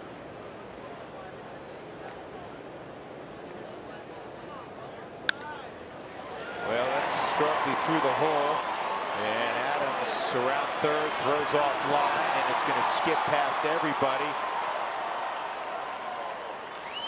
Peralta came about a third of the way down and then stopped. So a base hit by Grichuk. He's been on 3 times, and it's 6-2. De La Rosa will probably get one more hitter. That's because it's Wainwright, the pitcher, though. Wainwright doubled his first time up. And did Nolan get hurt? Nolan did get hurt on this throw. It looks like it pulls him off, ends up sliding, and he's holding his left hip.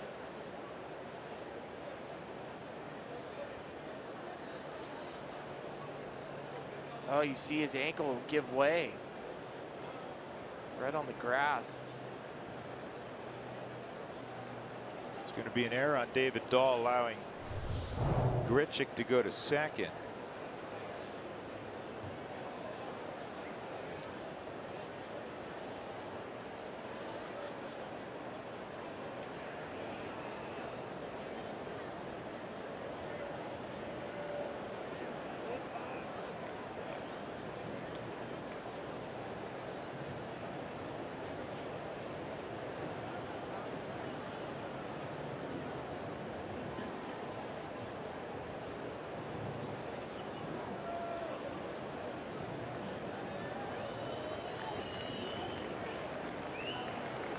So Arenado will stay in the game.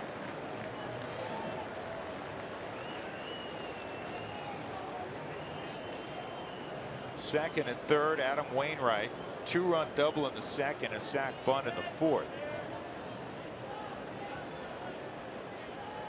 Did Walt just make a pitching change? He is right now, yep. He's going to take the baseball from Jorge De La Rosa. So in what looks to be the final start at Coors Field for Jorge De La Rosa, and perhaps his final start in a Rockies uniform. Not what he would have drawn up, but you still celebrate a marvelous, marvelous Rockies career, particularly here at 20th and Blake.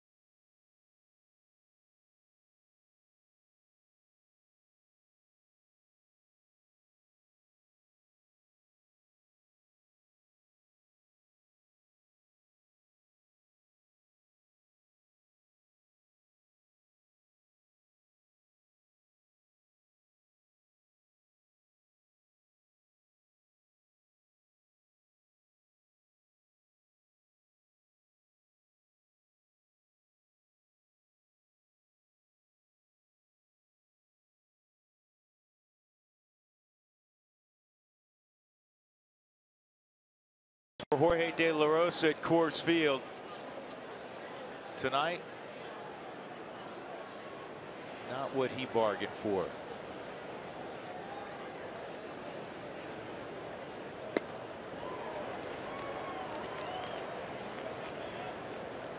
I think back, Spilly, as you look at Eddie Butler, to when De La Rosa first became a Rocky, and you saw the mid-90s fastball and this great overhand curveball. And it was now the fourth organization for De La Rosa, and who could harness the emotions, because that his biggest enemy early in his career was himself. And this is over the head of LeMahieu. That's going to score 2. It's a 4 RBI night for Adam Wainwright. Kidding me? And now it is 8-2. And those numbers, those earned runs, will now go on De La Rosa's final line. Get back to what you're talking about. Who could harness De La Rosa? I remember the first time I saw him throw. Just see this potential. And Bob Apodaca deserves a lot of credit. Ron Svedich deserves a lot of credit. And I mentioned earlier that Dan O'Dowd said, don't give Dan any credit on that one. It was Terry Wetzel. He saw something special in him, and he begged Dan to get De La Rosa from Kansas City.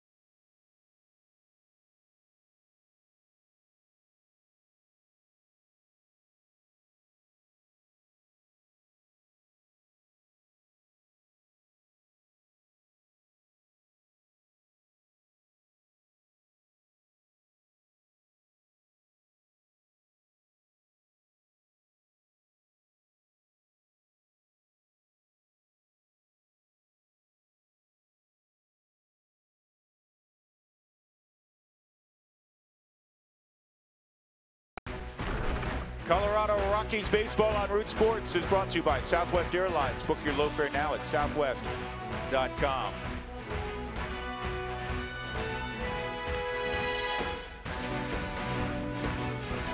Rockies trailing 8-2. You're wondering what you're looking at. You're inside the manual scoreboard in right field. So the final line for Jorge De La Rosa. Jorge goes 4 2/3. He gives up 8 runs, 7 earned, 7 hits, 3 walks, 8 strikeouts. And you know what? His first victory in a Rockies uniform was against the Cardinals. It was his second start. His first start was against the Dodgers, and it was an ugly one. He gave up 9 runs.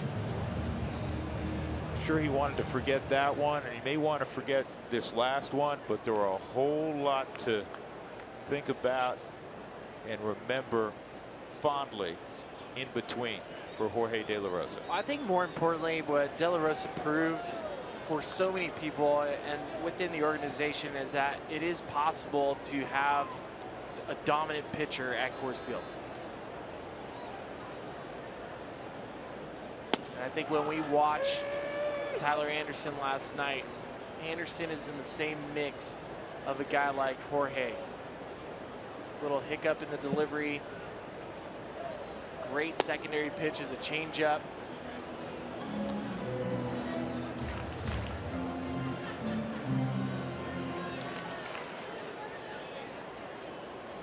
He served as a great model for the Rockies and moving forward on what type of pitchers can be successful at Coors Field. Easy play for Colton Wong.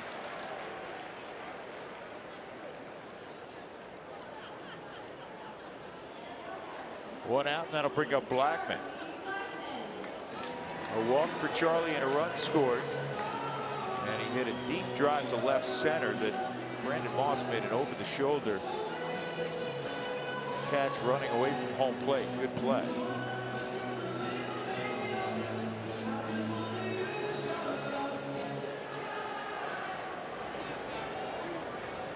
Charlie's got an 8-game hitting streak going, facing Adam Wainwright here in the 5th.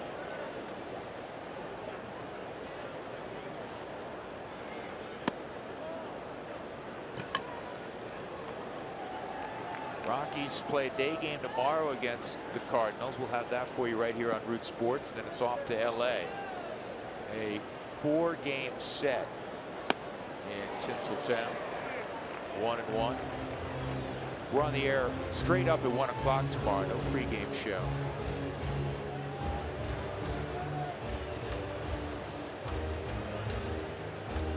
Show and go for the broadcasters tomorrow. A show and go for the broadcasters tomorrow.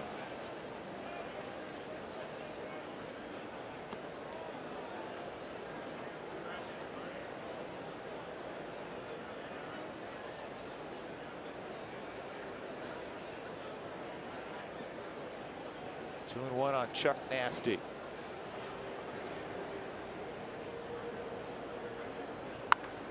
High and deep right field. Stay fair, and it may be gone. It is a fair ball. Home run. Charlie Blackman. 28th of the year. 75th RBI.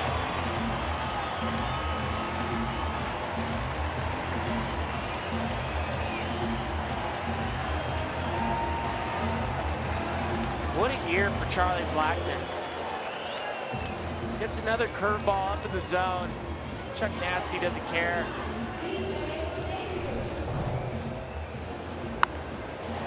High and deep to right field. And you're right, Drew. If that doesn't hit the foul pole, it might have spun foul.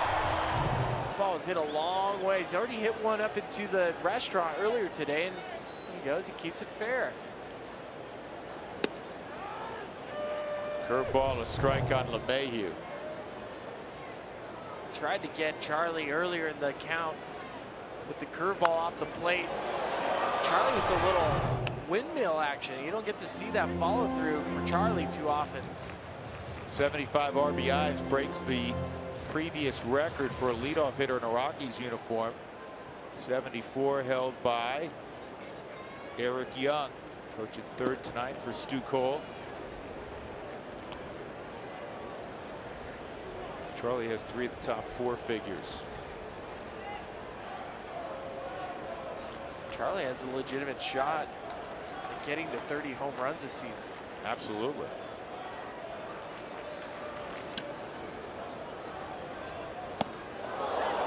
DJ gets knocked down. 3-1 on LeMahieu. 8-3 the score after the home run by Blackman.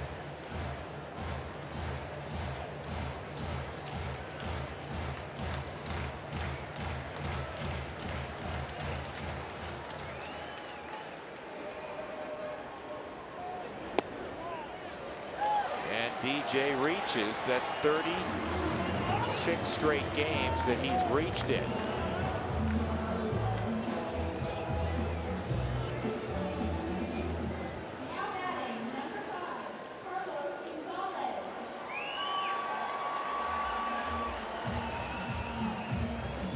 Six straight. Blackman 32 straight.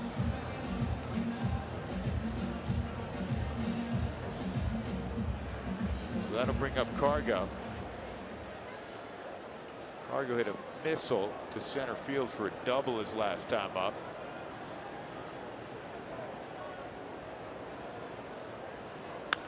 And this is caught by Peralta. 2 outs, and Nolan Arenado will come up. Get your tickets now for one of my favorite times of the year. It's the Fan Appreciation Fireworks, courtesy of Great Clips on Friday, September 30th, after the Rockies take on the Brewers. Ryan Braun of the Brewers just the other day hit 2 home runs, number 29 and 30. He's the only National Leaguer now with 30 home runs and 15 stolen bases. Charlie hits 2 more bombs. You're looking at Charlie's joining that exclusive company. Mookie Betts and Brian Dozier in the American League have done the feat this year as well. So only 3 guys in the major leagues, and Charlie has a chance of doing that.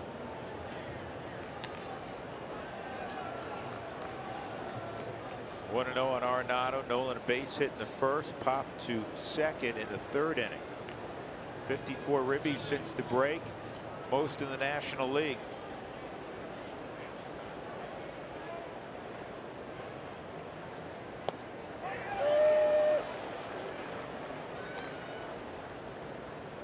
Charlie's got a good chance to hit 30. Nolan's got a good chance to hit 40 plus again. 42 last year.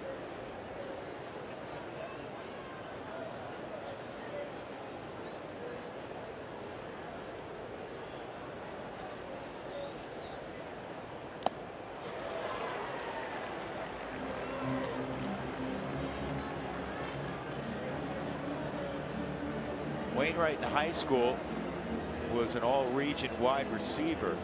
He was an all-state pitcher naturally, but he was an all-state kicker. Do you know that? Biggest kicker I've ever seen.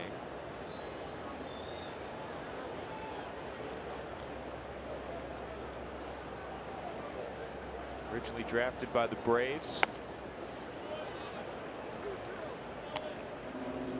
Braves don't miss too many of the guys in their own backyard. You can't miss this one. He's 6'7". That's what I mean.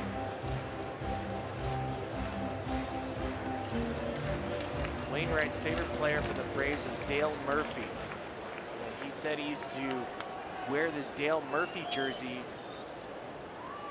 all the time. It got so worn out that it had holes in it. And he said even though he kept growing and growing, he kept wearing the shirt. Self-proclaimed ogre wearing a Dale Murphy shirt.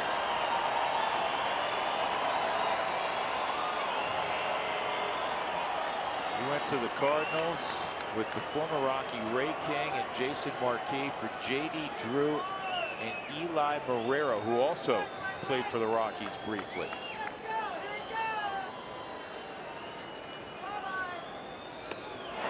He goes off speed, 3-2, and he's able to strike out Nolan. Rockies get a run back on the home run by Blackman, his 28th of the year. As we go to the 6th, it's 8-3 St. Louis.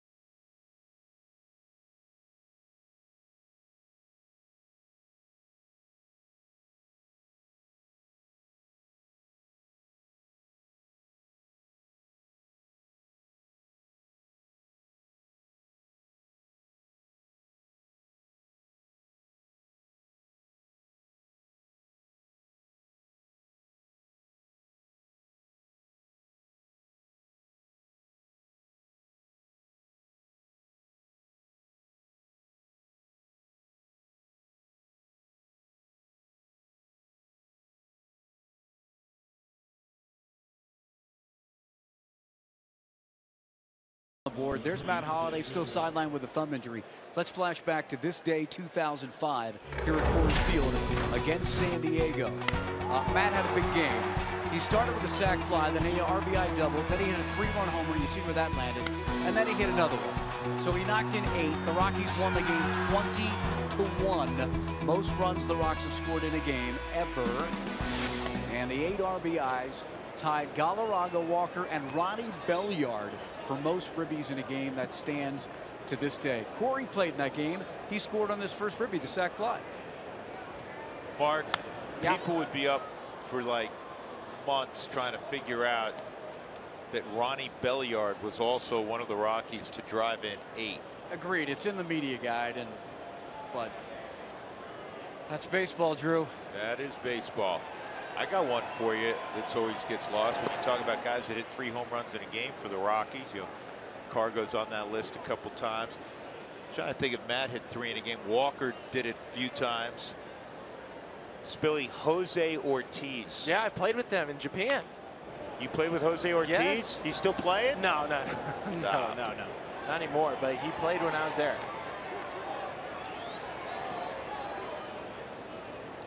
Jason Giambi hit 3 in one game in Philadelphia. Eddie Butler working at Jed Jerko, homered his last time. 2-2, and that is fair. Down the third base line, Jed Jerko. Been on 3 times.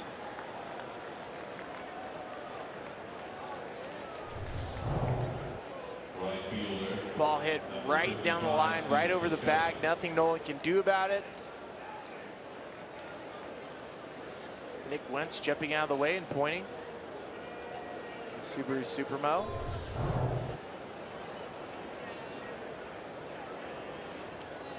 That'll bring up Steven Piscotty. Big Cat hit 3 at 95. Walker did it a few times. Mike Lansing did it. Benny did it. Helton did it. Cirillo did it. Todd Hollingsworth did it. And that's going to eat up Descalso. That'll be a base hit. That was sharply struck. And it's 1st and 3rd. Brandon Moss coming up. See how the scorers decide this. This ball is hit right at him. It's a base hit. Backhand takes a hard hop past Descalso.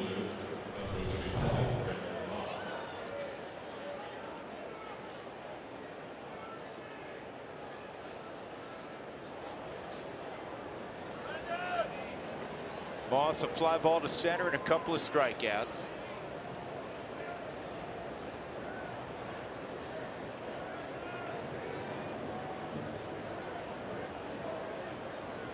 Eddie's given up hits to 3 of the 4 guys he's faced.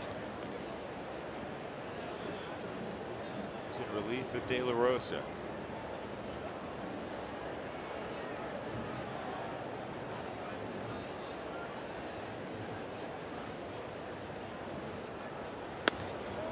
That's inside. 2-0 on Moss.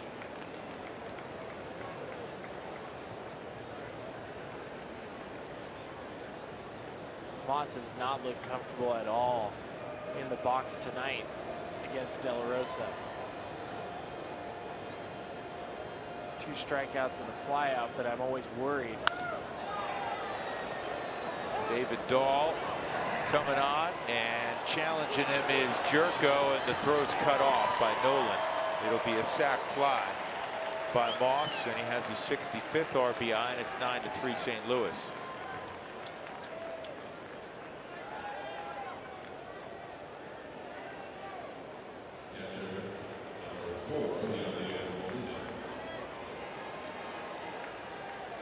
It's been a rough stretch for Moss. You can see his teammates joking with him about putting the ball in play and getting an RBI. That's what I was getting to about being scared when you see a guy in a slump like Moss is going through. Eventually, the numbers he has, someone's going to pay.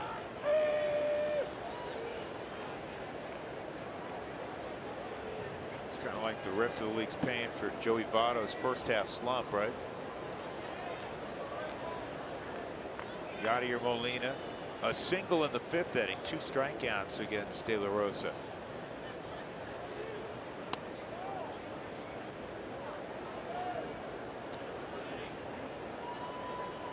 One ball, 1 strike. Molina hitting .314 out on the road, which is 9th best in the league.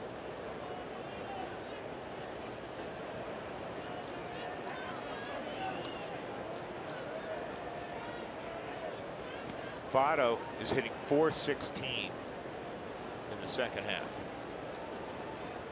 And I believe his on-base percentage is over .500 in the 2nd half. It's .502.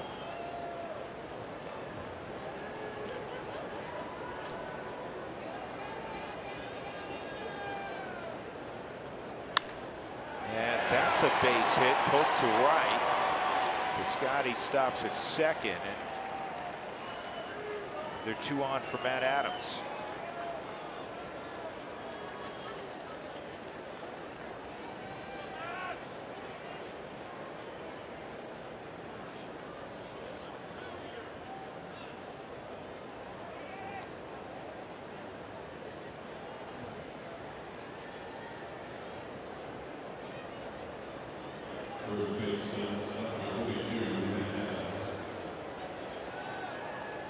Adams tonight homered in the 2nd. He struck out against Dela in the 3rd, and then walked and scored in the 5th.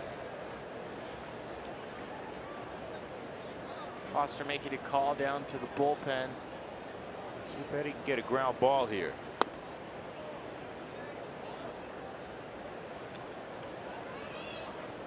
There's never been a question about Eddie's arm talent. Mid-90s guy with a good slider.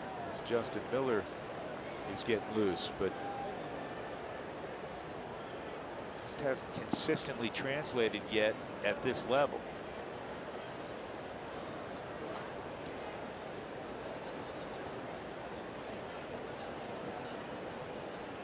You'll see glimpses of what Eddie can do, but he misses too much middle part of the plate and up in the zone.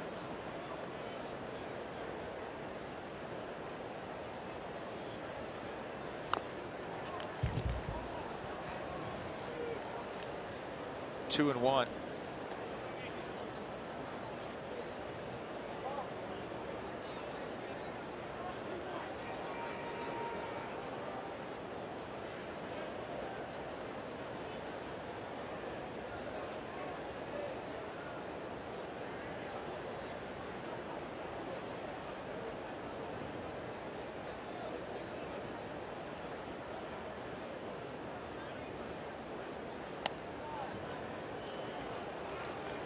That was a good pitch for Eddie, just inside on the Subaru strike zone.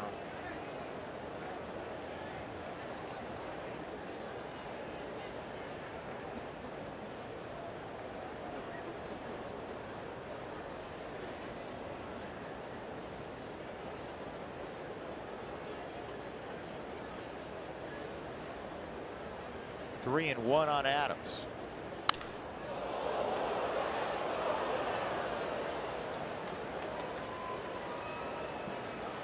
All right, I'm going to give you 3 guesses what's going on right now at Petco Park, where Arizona is playing the Padres. Okay, baseball game. That's one guess. No hitter. That's a good guess. I'll give you one more and I'll tell you what it is. And a guy's going for the cycle. That's awesome, man. Nope, it's D, none of the above. They're in a rain delay. What? That's out of play. It's the first rain delay since the Rockies were rained out there last July. El Nino season.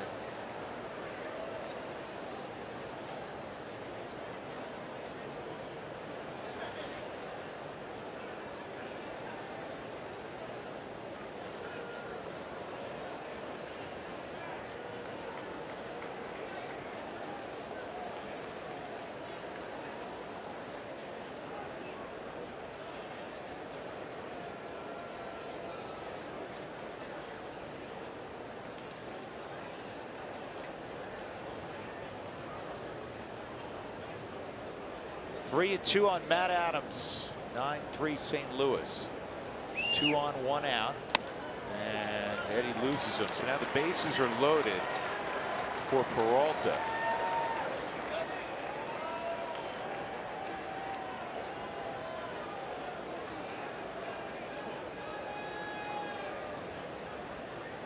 Got another question for Tracy Ringolsby. Steve Foster makes his way to the mound.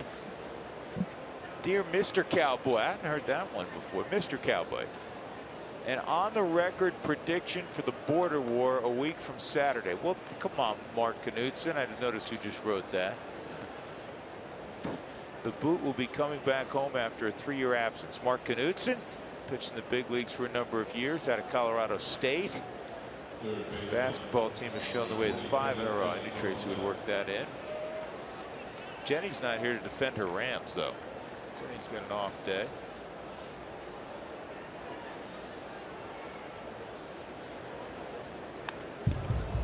Oh, and 1 on Peralta. Hit by a pitch in the second, a strikeout in the third. He reached on a fielder's choice in the fifth. He scored 2 runs tonight.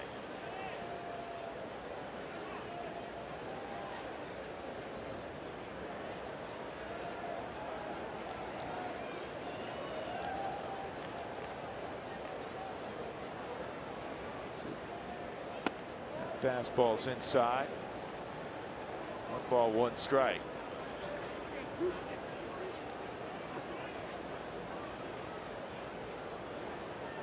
It's good numbers with the bases loaded. 1 for 3 this season. And right now has a chance to blow this game wide open.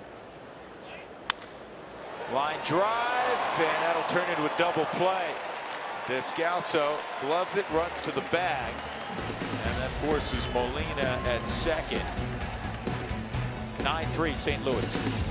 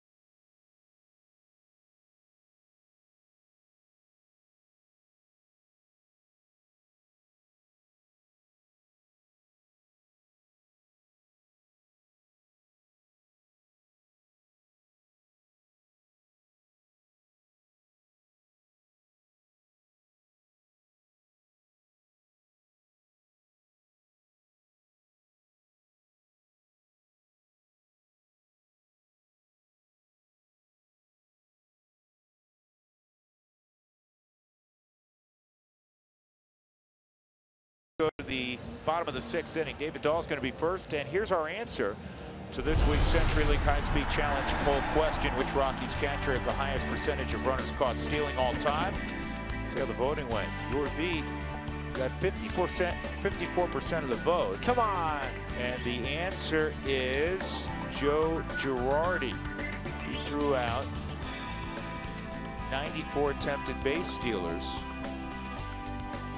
We always tease Torrey, he could never throw the ball. He threw like 80 miles an hour.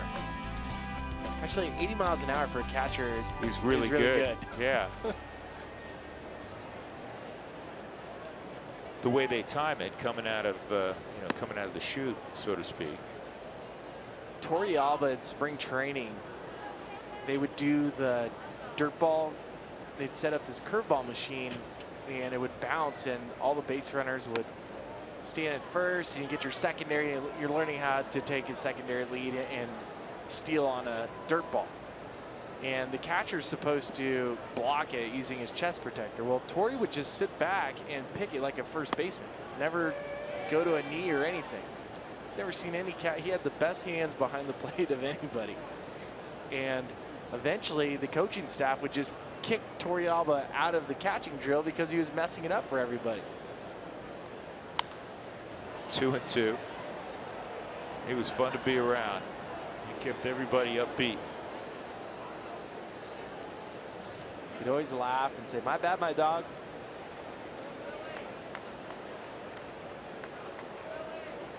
Rockies finally got him. Dan O'Dowd was trying to get him when he was with the Giants, and it ended up, this is on the ground to first, it ended up taking a couple more seasons before Dan was able to work a trade.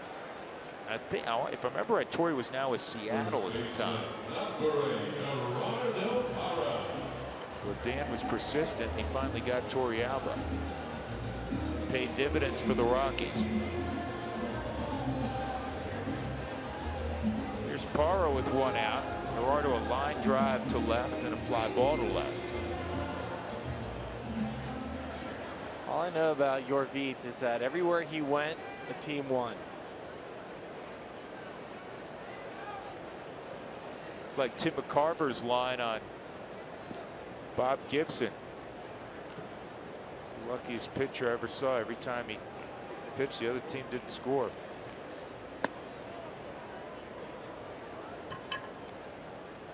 Yorvit began his career in San Francisco. He caught behind Benito Santiago. I know that Santiago taught Torrealba basically everything. And he went to Seattle. You were right. That's how the Rockies were able to get him. This ball's well hit to center field by Parra, way back, and it is gone. Home run. Gerardo Parra to dead center, his 7th of the year.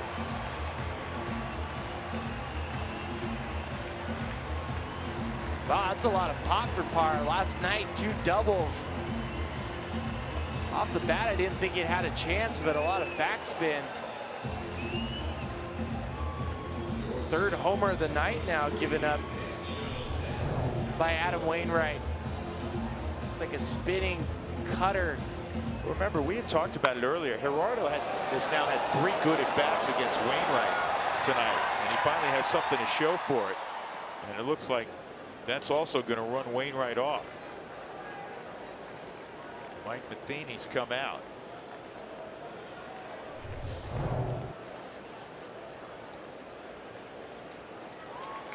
So Wainwright goes 5 1/3. And he leaves with his team in front 9-4.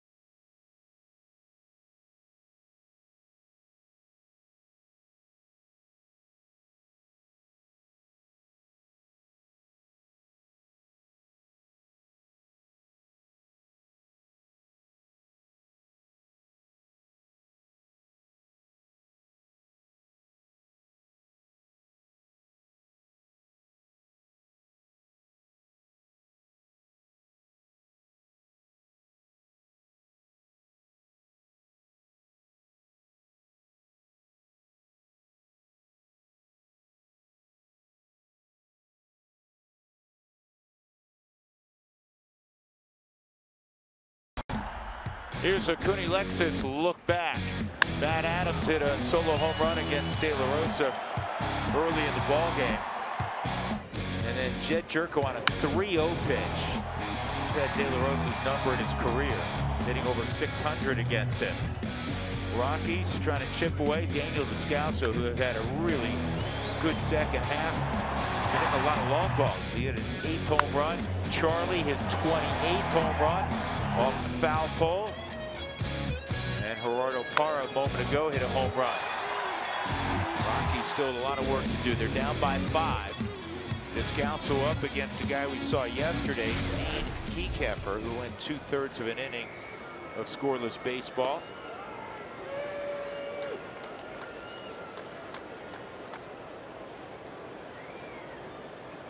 Kekeffer creates a lot of angle, low 3/4 arm slot, goes across his body, tops out fastball about 86 to 88 miles an hour. Not a lot of velocity, but has 2 good secondary pitches, a slider and a changeup.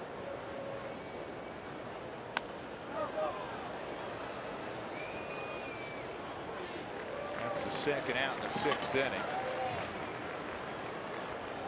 And that'll bring up Tony Walters. Cardinals just got some good news. Atlanta held on against the Mets, won 5-4.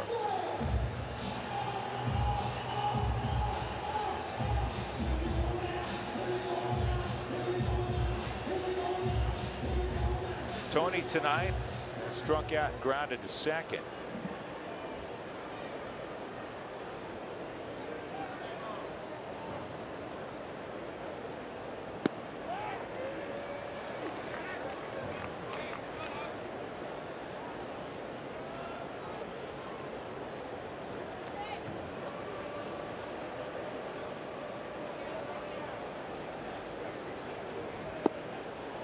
One and one on Tony.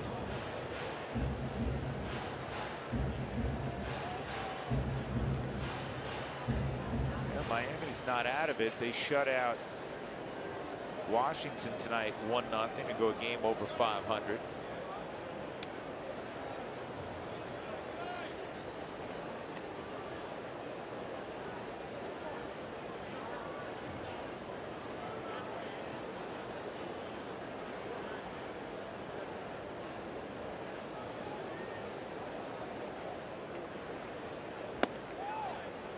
Three and one.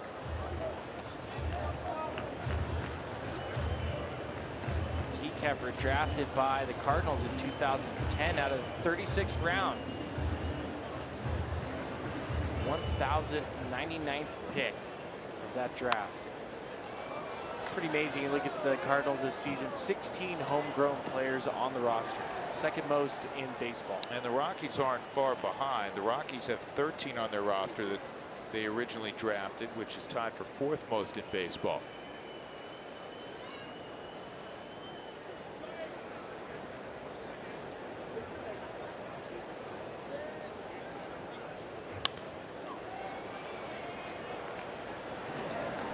In the inning, the Rockies got a run on a home run by Gerardo Parra. It's 9-4 off to the 7th.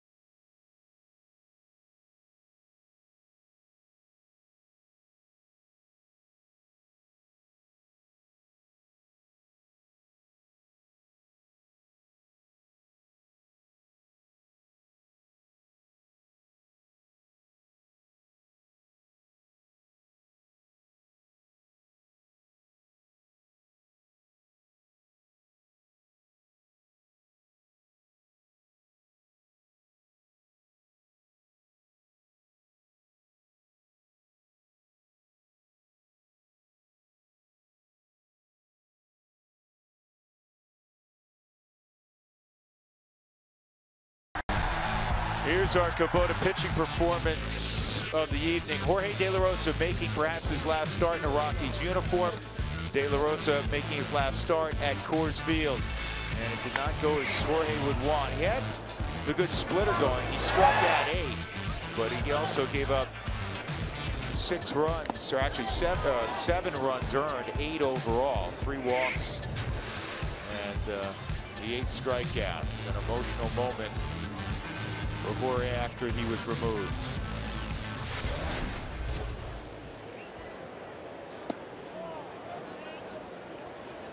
Well, the good days at Coors Field far, far outnumbered the bad days for De La Rosa at 20th and Blake. Eddie Butler gives up a line drive to left, and Dahl throw to second. Unable to get Randall Grichuk. Great play by David Dahl to even make it close. He's made 2 plays in left field tonight, cutting balls off that maybe a little bit underappreciated on how much ground he's covering out there. A natural center fielder ranging to his right.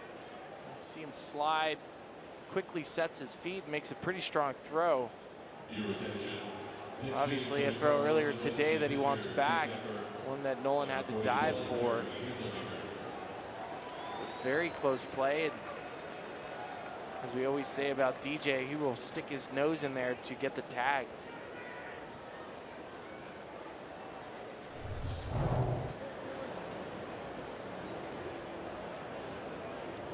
This is Jeremy Hazelbaker pinch hitting for Kiekefer. Say those 2 names quickly. Hazelbaker for Kiekefer.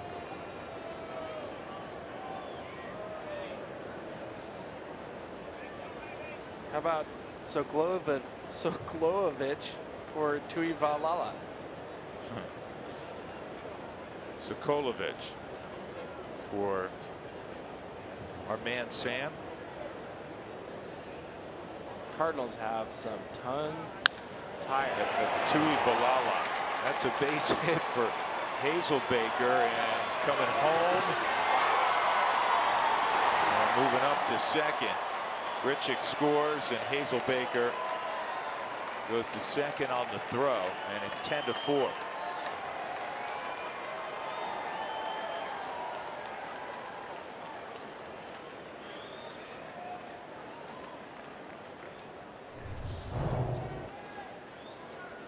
And that's going to be all for Eddie Butler. 2-seamer that, again, just catching too much part of the plate. Easier pitch for a lefty if it's out over the middle of the plate to pull his hands in, even if it started off as a hip shot. And Hazelbaker, who through April was one of the, getting a lot of national attention.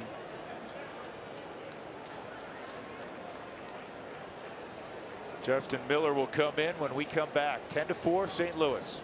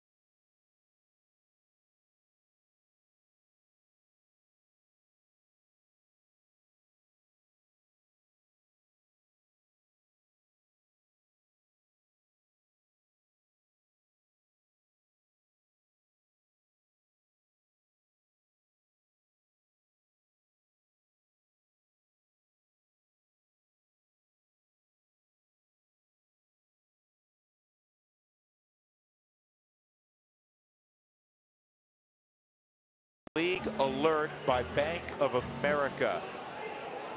Well, the Marlins defeated Washington 1-0. They're now 3.5 back in the wild card. We were just discussing that. And the difference in the game was Giancarlo Stanton home run and Jose Fernandez mowing him down. 12 strikeouts. He can do that. Double and a single. Grichuk has scored. Hazelbaker now at second. And Colton Wong at the plate for Justin Miller. Miller's last appearance was in Arizona on the 14th. It's pretty tough for all these pitchers now. There's so many for the Rockies, and even in the Cardinals bullpen. Miller trying to get back to where he was. Still has more strikeouts than innings. When he has his slider, he can rack up some strikeouts. Wong 1 for 4. Takes another strike. It's 0-2. Jose Fernandez, by the way, with that victory at Marlins Park, is now 30-2 at home. We're praising De La Rosa for being 52-19 at Coors Field. 30-2.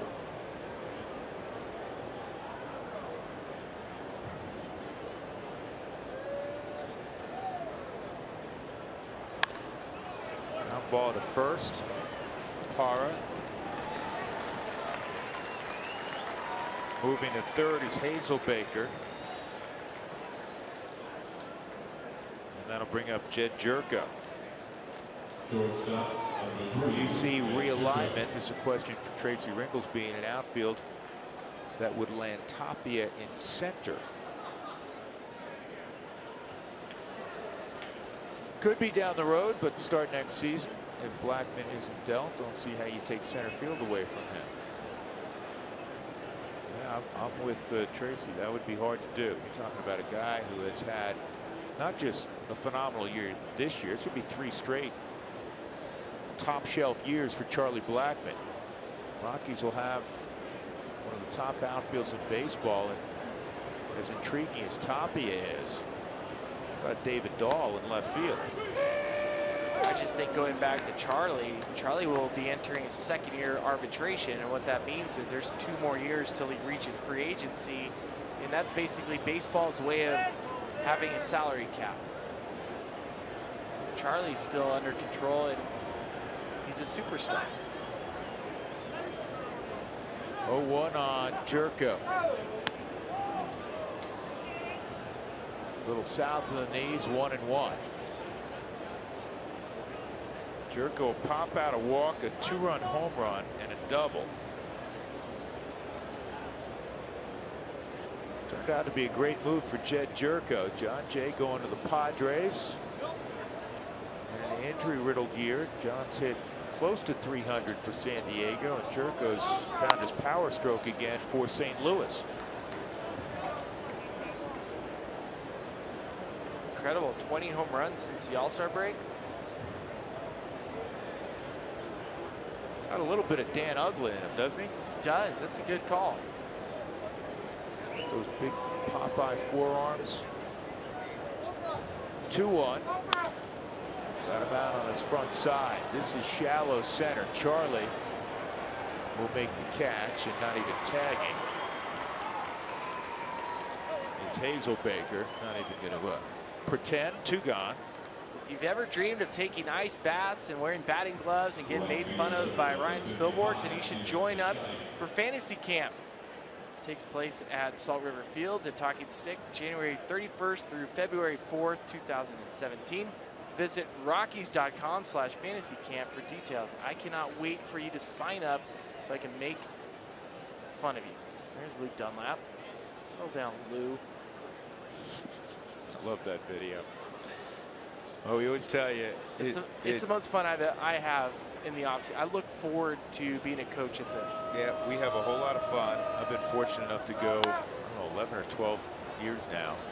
And as I've said to you before, guys like you and Huey and Frage, you guys all love it as much as we do.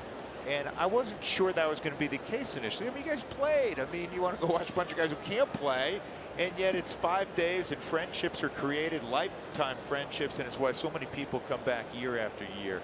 And the Rockies do it better than any team in baseball. And we've had, you know this, we've had a lot of guys who are actually fans, at least initially, of other teams in the country, but they've heard about the Rockies fantasy camp and how superb it's done, and so they've ended up going to Rockies fantasy camp. If you're at home and you have any baseball skills, can you please sign up, because I could use a good team. Hey, you weren't very good last year, were you? 2-1. I should almost have people tweet me their videos, like a baseball video, so I can have you can do some early scouting. Yeah, like get a little scouting. And you're going to pay him on the side to stumble and bumble through the tryout game? I somehow pay it back post game. Swung on and missed. 2-2 on Piscotty.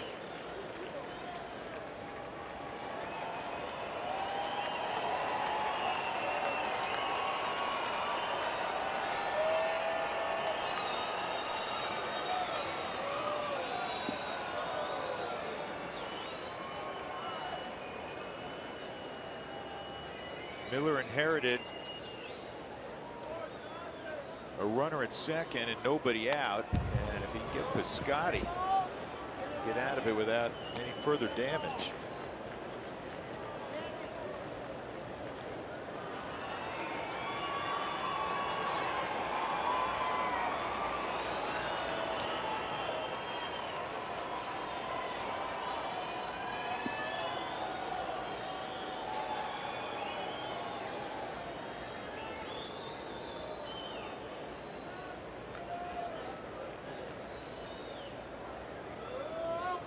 Swung on and missed. Good job by Justin Miller. He comes on, he gets Wong, Jerko, and Piscotty. A run in the inning, 10-4, St. Louis leading.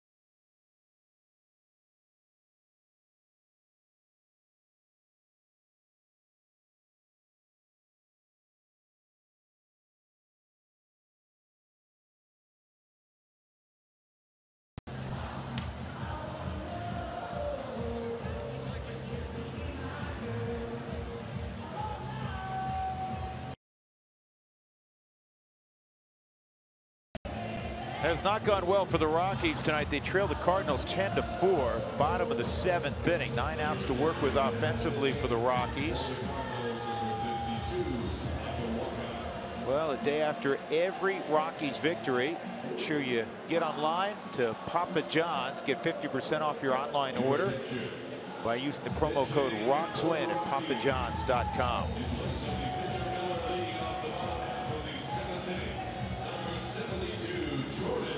Well, Michael Wacha's the new pitcher. And you say, wait a second, Wacha's a starter. He's had shoulder inflammation, just recently came back. So right now, working out of the bullpen. And pinch hitting for Justin Miller will be Jordan Patterson.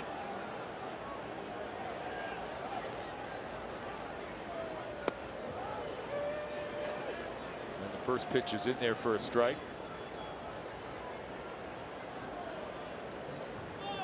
The numbers come obviously from when he was starting. Shoulder inflammation hit him August the 9th. That's when he went on the disabled list.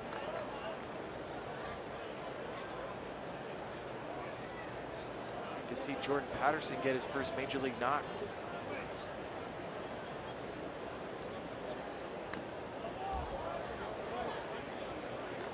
Keeps the bat live with that foul ball. It's 0-2 on Patterson. I've enjoyed my time around Jordan Patterson. He's great. Shows up early to the field. He volunteers to stand in for every pitcher's side session in the bullpen, doing everything he can to get himself prepared. South Alabama. South Alabama. He had an impressive spring training, and he had an impressive year in Albuquerque.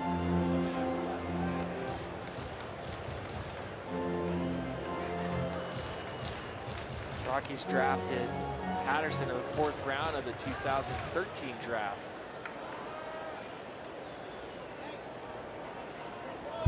Two and two. I like his skill set, though.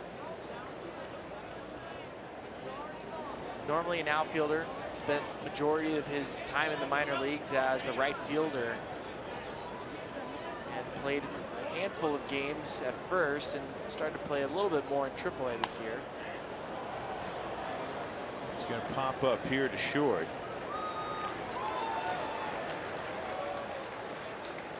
That'll bring up Blackman with 1 out. Take us to another question for Tracy Ringlesby. Cowboy, who's your favorite pinch hitter or sub for an everyday player the Rockies have ever had? Greg Colbert, one of the few, maybe only role player who can provide a strong leadership in the clubhouse.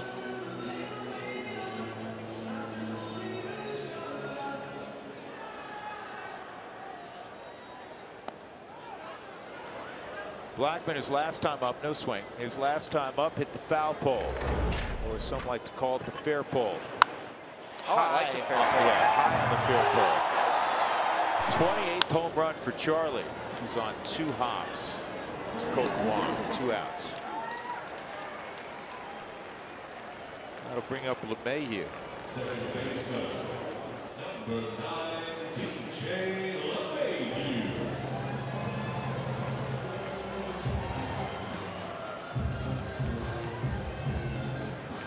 Today was the fan-elect game for DJ LeMahieu, so people sitting in left center field have DJ t-shirts and a bunch of big head DJs.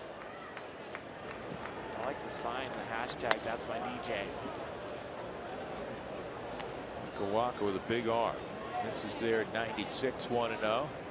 That's great. That's my DJ. 2-0. Big Fundy. Yeah, you catch a lot of Mountain West Conference football right here on Root Sports. A couple weeks. Looking forward to being in Cowboy stomping grounds. Laramie, Wyoming. Air Force and Wyoming. I'll call that game. And a guy that just jumps off the tape at you when you're watching Wyoming on defense is their Mike linebacker, Lucas Waka. And yes, that is Michael Waka's younger brother. Really? He is all over the football field. Waka was the 2013 National League Championship Series MVP against the Dodgers. So they have some athletes in their family. There's DJ, being DJ, a gapper to right center. And LeMahieu has himself a double. That's my DJ.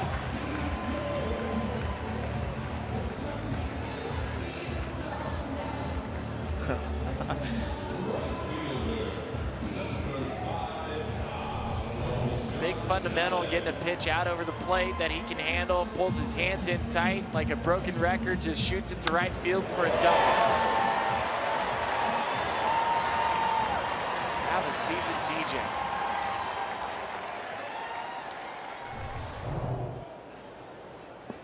2 outs. Cargo at the plate. 1 for 3. He doubled in the 3rd.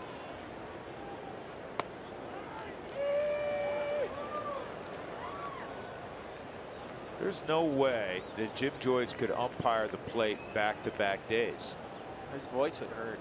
I think over time, though, he's built up whatever scar tissue. Immunity to getting laryngitis.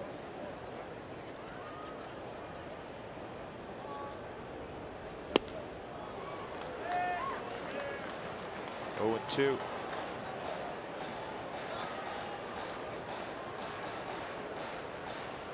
I grew up a big Muppets fan, and several Cardinals t-shirts tonight have Waka Waka Waka on it.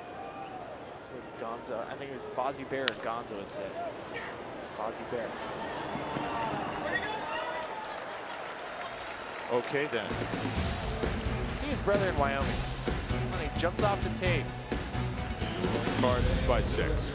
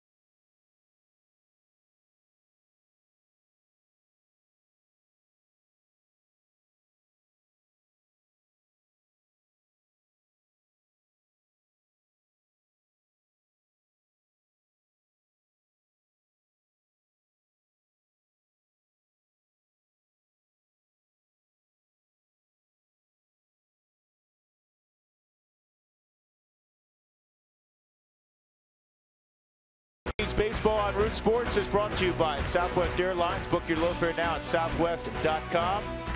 And by Wells Fargo. Wells Fargo customers get your 2-for-1 Rockies club level tickets by visiting wellsfargo.com/Rockies. Cards 10, Rockies 4. With Ryan Spilborghs and Mark Stout, I'm Drew Goodman. Matt Carasetti is going to throw here in the 8th inning. Brandon Moss, Yadier Molina, Matt Adams due up for St. Louis.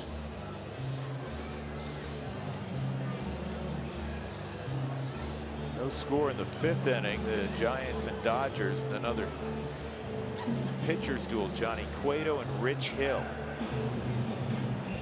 Jordan Patterson takes over in right field. Cargo out of the ball game. We'll have to see Matt Carasetti have a strong 1-2-3 inning. Finish up the season in strong fashion. The stuff is there. He just got to regain the confidence that he had pitching in Hartford, briefly in Albuquerque. And Pat Valaika has taken DJ's spot in the infield. Jim Joyce trying to sort through all the changes, making sure he's on the same page with the Cardinals.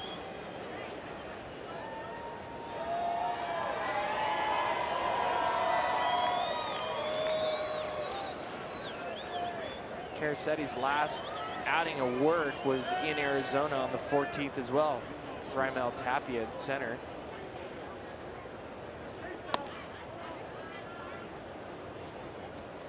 Fastball's inside, ball 1 on Brandon Moss.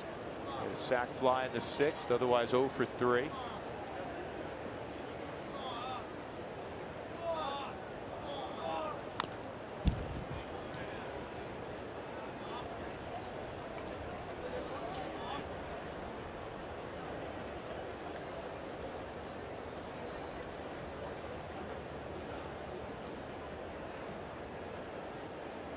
sure everybody's in the proper spot. Tommy Runnels always handles that. He's got the best handwriting in the business. Let's kid him about that. 1-1. You can't have like a doctor fill out the scorecard. No, yeah. In the dugout. No, you can't have scribble. Jamie Quirk used to be the Rockies bench coach years ago when Clint Hurdle was the manager, and Quirk would let me run the scorecard sometimes. What a mistake. It was a mistake. And he learned the hard way because the Giants, just like the Cardinals tonight, they have a couple guys that had the same last name. It was, I think Garcia was the same last name. And there was a lefty version and a righty version. And Garcia comes in the game, and I marked off the lefty version. And the righty was in, and it messed up later on in the game. Totally messed up the coach. Well, I don't blame that on you. I hope Q's watching, because he watches from time to time. We'll hear from him. I blame that on Jamie. No, he told me right away that I had to go. Allowing you to do it, yeah. So you were hired and fired within like 2 innings, huh? It took a while. I was pretty decent at it for a bit. I was good at filling in the circles. We found a job for you, Spilly. 2-2. And a strikeout of Moss.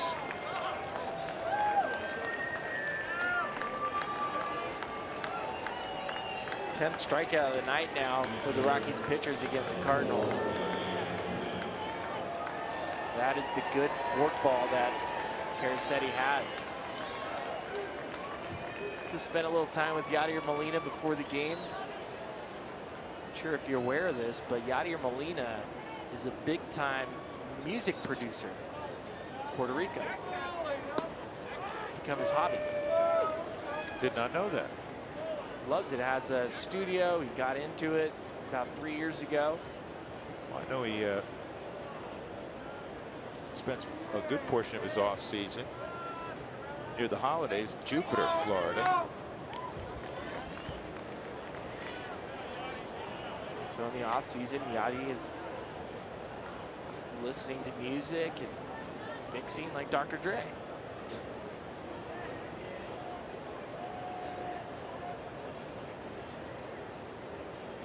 Athletes want to be rock stars want to be athletes, right? Yadier Molina's behind 0-2.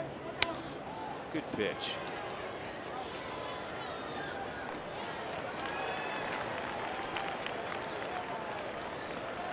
Two outs for Matt Caracetti. That'll bring up Matt Adams. Adams 1 for 2, a home run. He's walked twice.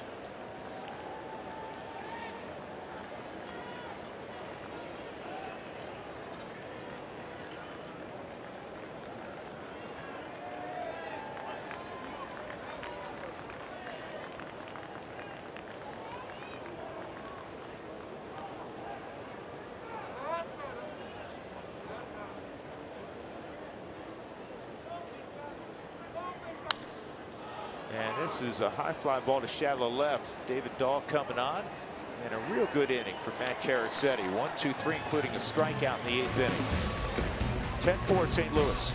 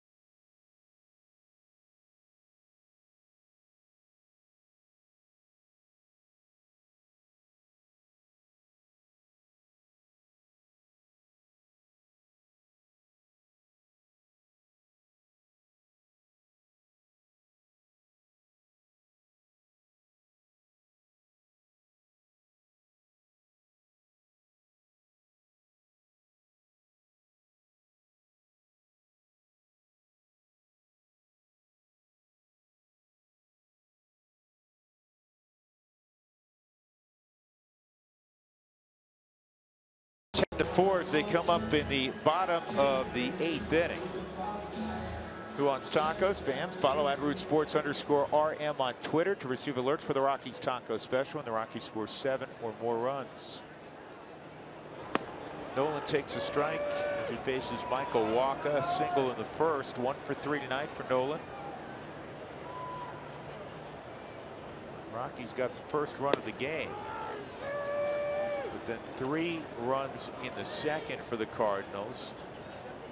They added 2 more in the 4th inning.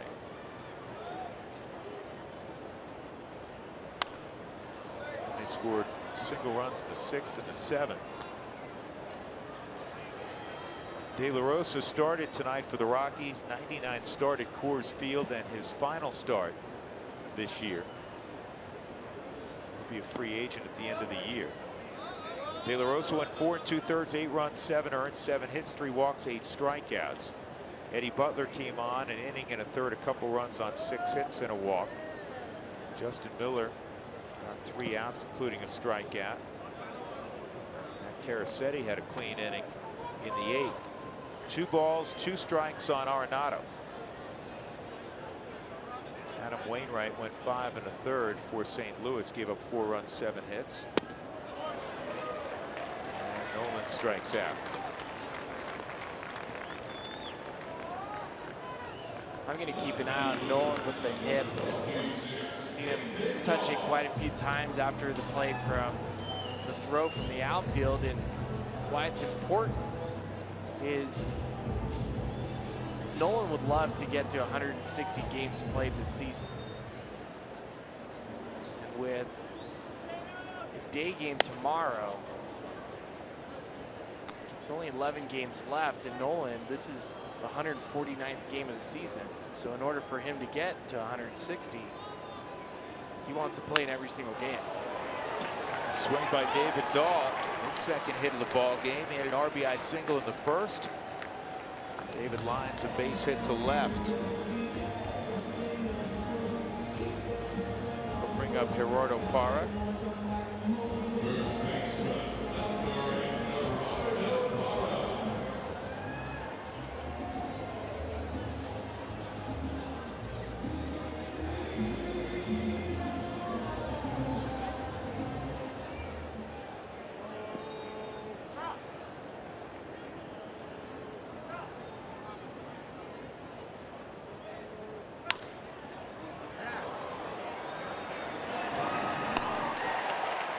Double play, 6-3. So we go to the 9th inning, 10-4 St. Louis.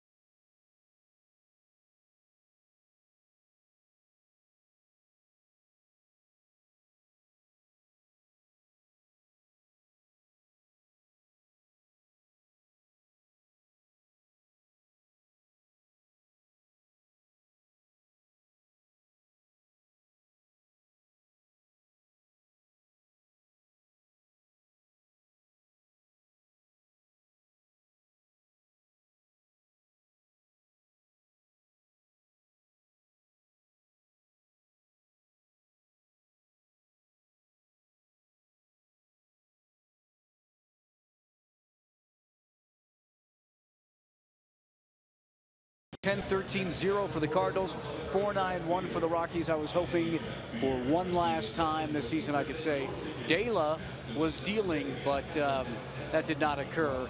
Much like his first start here at Coors Field for the Rockies, it was not a great last start this season for Jorge De La Rosa. We will talk about his outing and a few silver linings when we get you to the Toyota postgame show. That'll be coming up here after the 9th inning as we go back to Drew and Spilly upstairs, guys.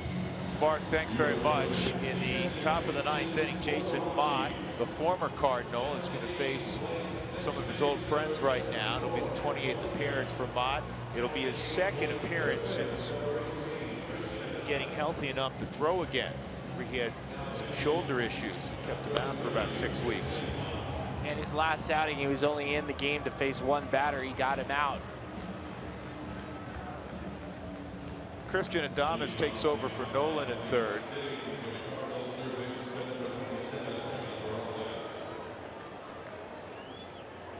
Johnny Peralta 0 for 3, and he was hit by a pitch. He has scored a couple of runs though.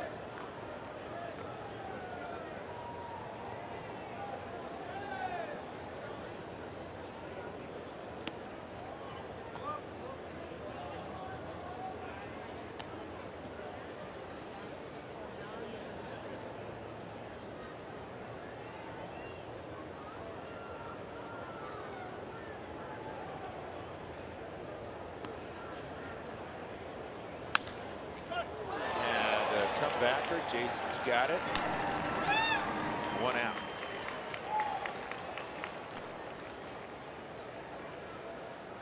Guys have peppered the Cowboy with questions tonight. Here's another one for Tracy Ringlesby, who's the best Wyoming alum baseball player to play for the Rockies, best Wyoming baseball alum ever. Rigo Beltran, a left-handed pitcher, was the only Wyoming alum to play for the Rockies. Infielder Jeff Houston did play at AAA. Greg Brock had the biggest impact.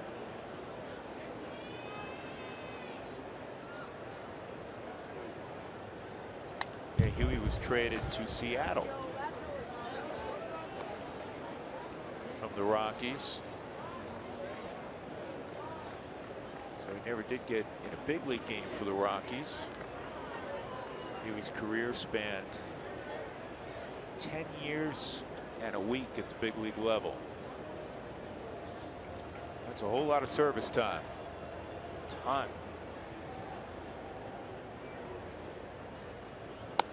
Good fastball at 93.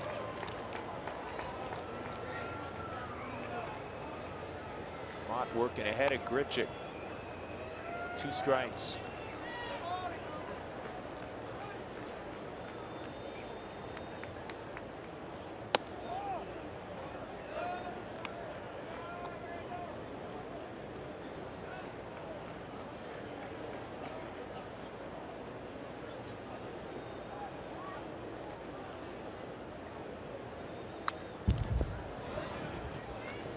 I love watching Mott on the mound after he throws the baseball. That's as much entertainment sometimes as what he's doing throwing the ball to the plate. He's a character out there. He is a character, and sometimes he doesn't know that he's even doing that. It's out-of-body experience.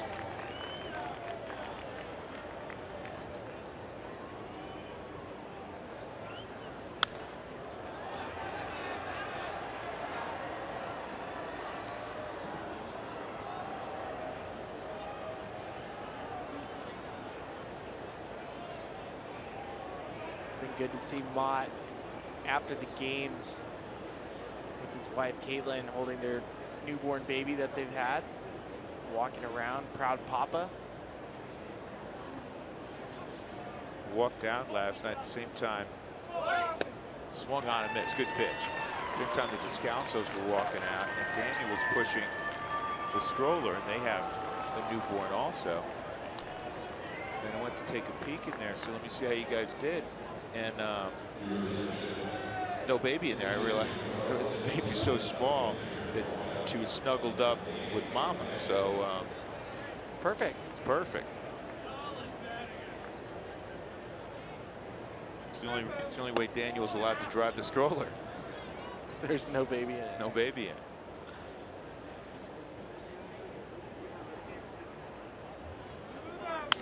Tommy Pham pinch hitting, and he gets a base hit.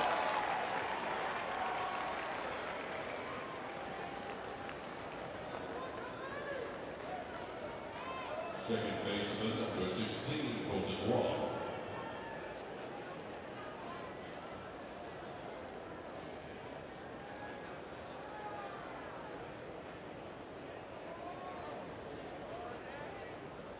Colton Wong up for the 6th time. He's 1 for 5.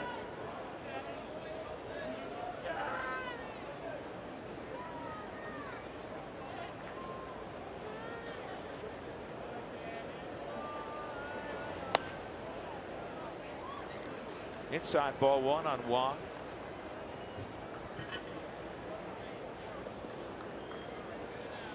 Wong hit 262 last year and signed a contract that will take him through the 2020 season. It's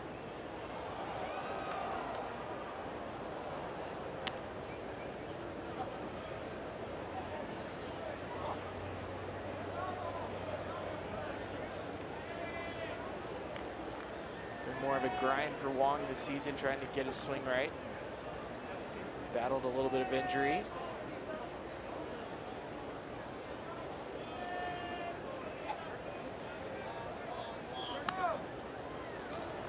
Hit 11 home runs last year, drove in 61. 12 home runs the previous year. It was a pretty surprising move when the Cardinals had Johnny Peralta come back. They didn't know what to do with their infield. And Aledmus Diaz, he was playing. Jerko was playing. Matt Carpenter needed a spot. Matt Adams. Wong was sent to the minor leagues. And then with Aledmus Diaz getting hit by the pitch, breaking his hand, Wong comes back. That's why every organization will tell you can never have enough depth. We were referencing the Mets starting pitching. This is fouled off. Going into next year, the Rockies have great depth in their outfield. It's a whole winter. A lot of things happen in the winter, we understand. But during the regular season, it's why when guys are sent out at the very end of spring training, Spilly, you know this, a manager will always tell a bunch of those guys, we're going to need you. I know this isn't what you want right now on April the 1st, but trust me, we're going to need you to get where we want to be this year, because it's not about it's not 25 guys on April make it all the way to the end of September. It doesn't work that way. No, it was a tough pill for me to swallow in my career. In 2007, I felt like I had a good enough spring training to break with the club. I was with the club the year before. Went and got about 45 games worth of at-bats in the minor leagues and ended up being the best thing that ever happened to me. Came back and tried to make an impact in that 2017, and those extra bats rather than coming off the bench made me far more productive. And that's hard. It's hard to understand that. It's hard to see it as a player. That's why some of the young people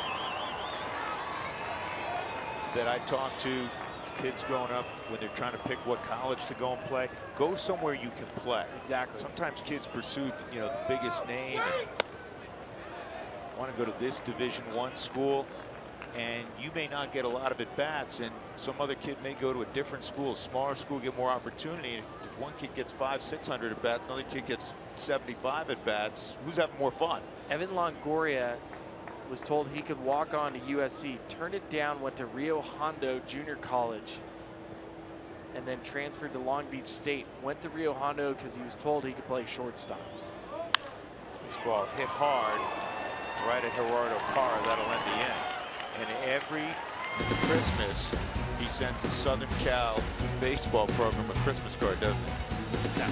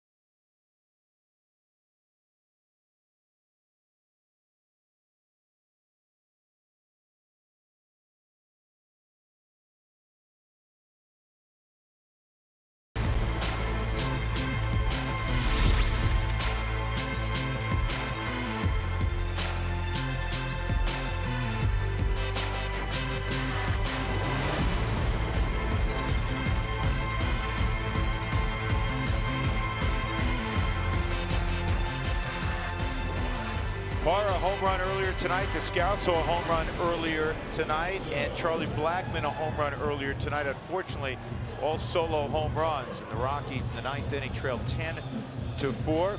Daniel Descalso is going to lead it off. Trevor Rosenthal, hard throwing veteran now, right-hander, is in the ball game. And one defensive change in the infield. Greg Garcia is now at shortstop. Tommy Pham stays in the ball game in right field. This is a base hit. 3rd hit of the night for Descalso. Live Rockies baseball is here with MLB.com and bat on your smartphone or tablet. Stay connected with live stats, news, and more. Descalso giving it to his old team. Against guy who watched close a lot of games, 40+ saves each of the last 2 years for Trevor Rosenthal.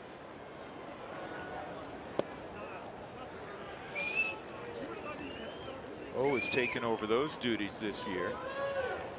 Rosenthal with just 14 saves. He's moved down in the pecking order.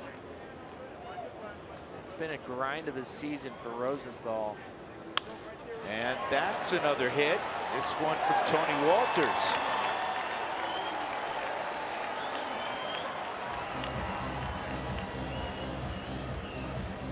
I'll bring up Jordan Patterson.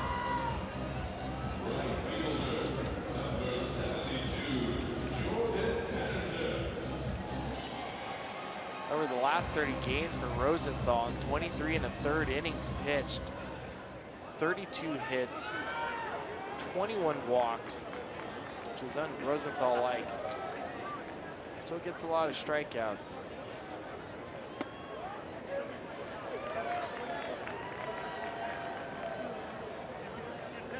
One strike on Jordan Patterson. 2nd at bat for Jordan. Pinch hit in the 7th. Stayed in the ball game for Cargo in right field.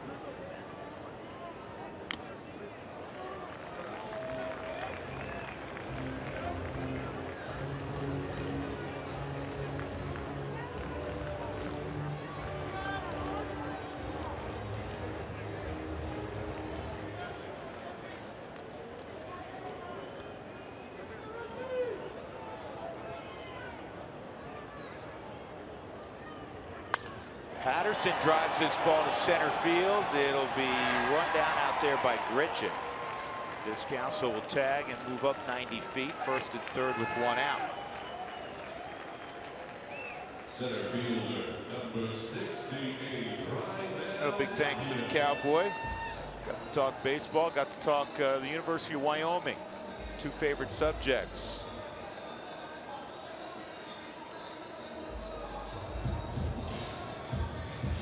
Be a snarky old self again.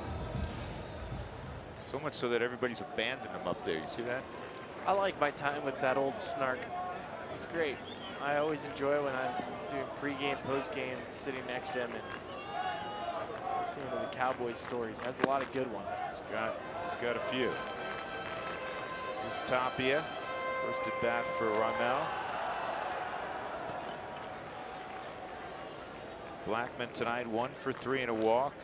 Charlie hit a home run. He's 28. Tapia with a base hit.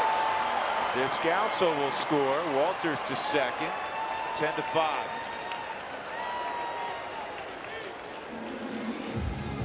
Ramel Tapia continues to impress.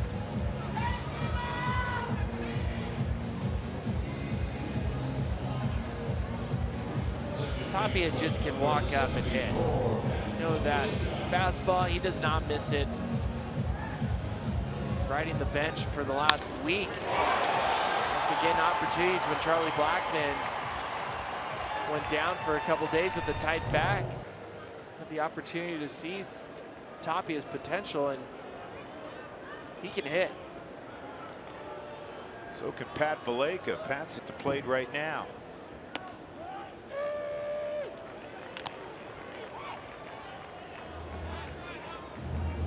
Steven Cardullo's come out in the on-deck circle.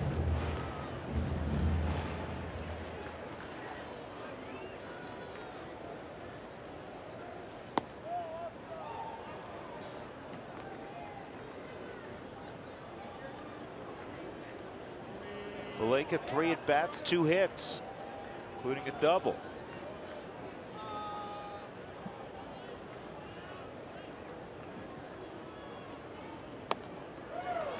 Rosenthal with a 95-mile-an-hour fastball. It's 1-2.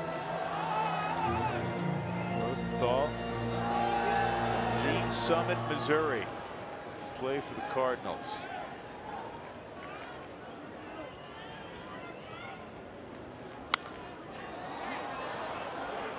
Foul ground. Adams made the catch.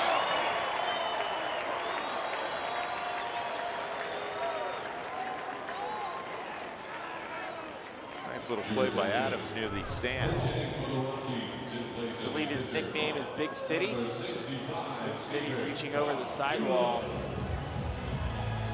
Which generally means you're from the smallest town anybody's ever heard of.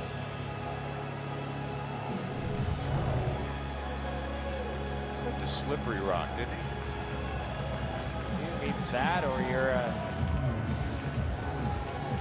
6'3" large human being. He's from Phillipsburg, Pennsylvania. Shot caught, and that'll end the game. So the Cardinals have taken the first 2 here in Denver. Tonight they win 10-5. Adam Wainwright gets the victory. He's 12-9. De La Rosa takes the loss in his final start at Coors Field, and De La falls to 8-9.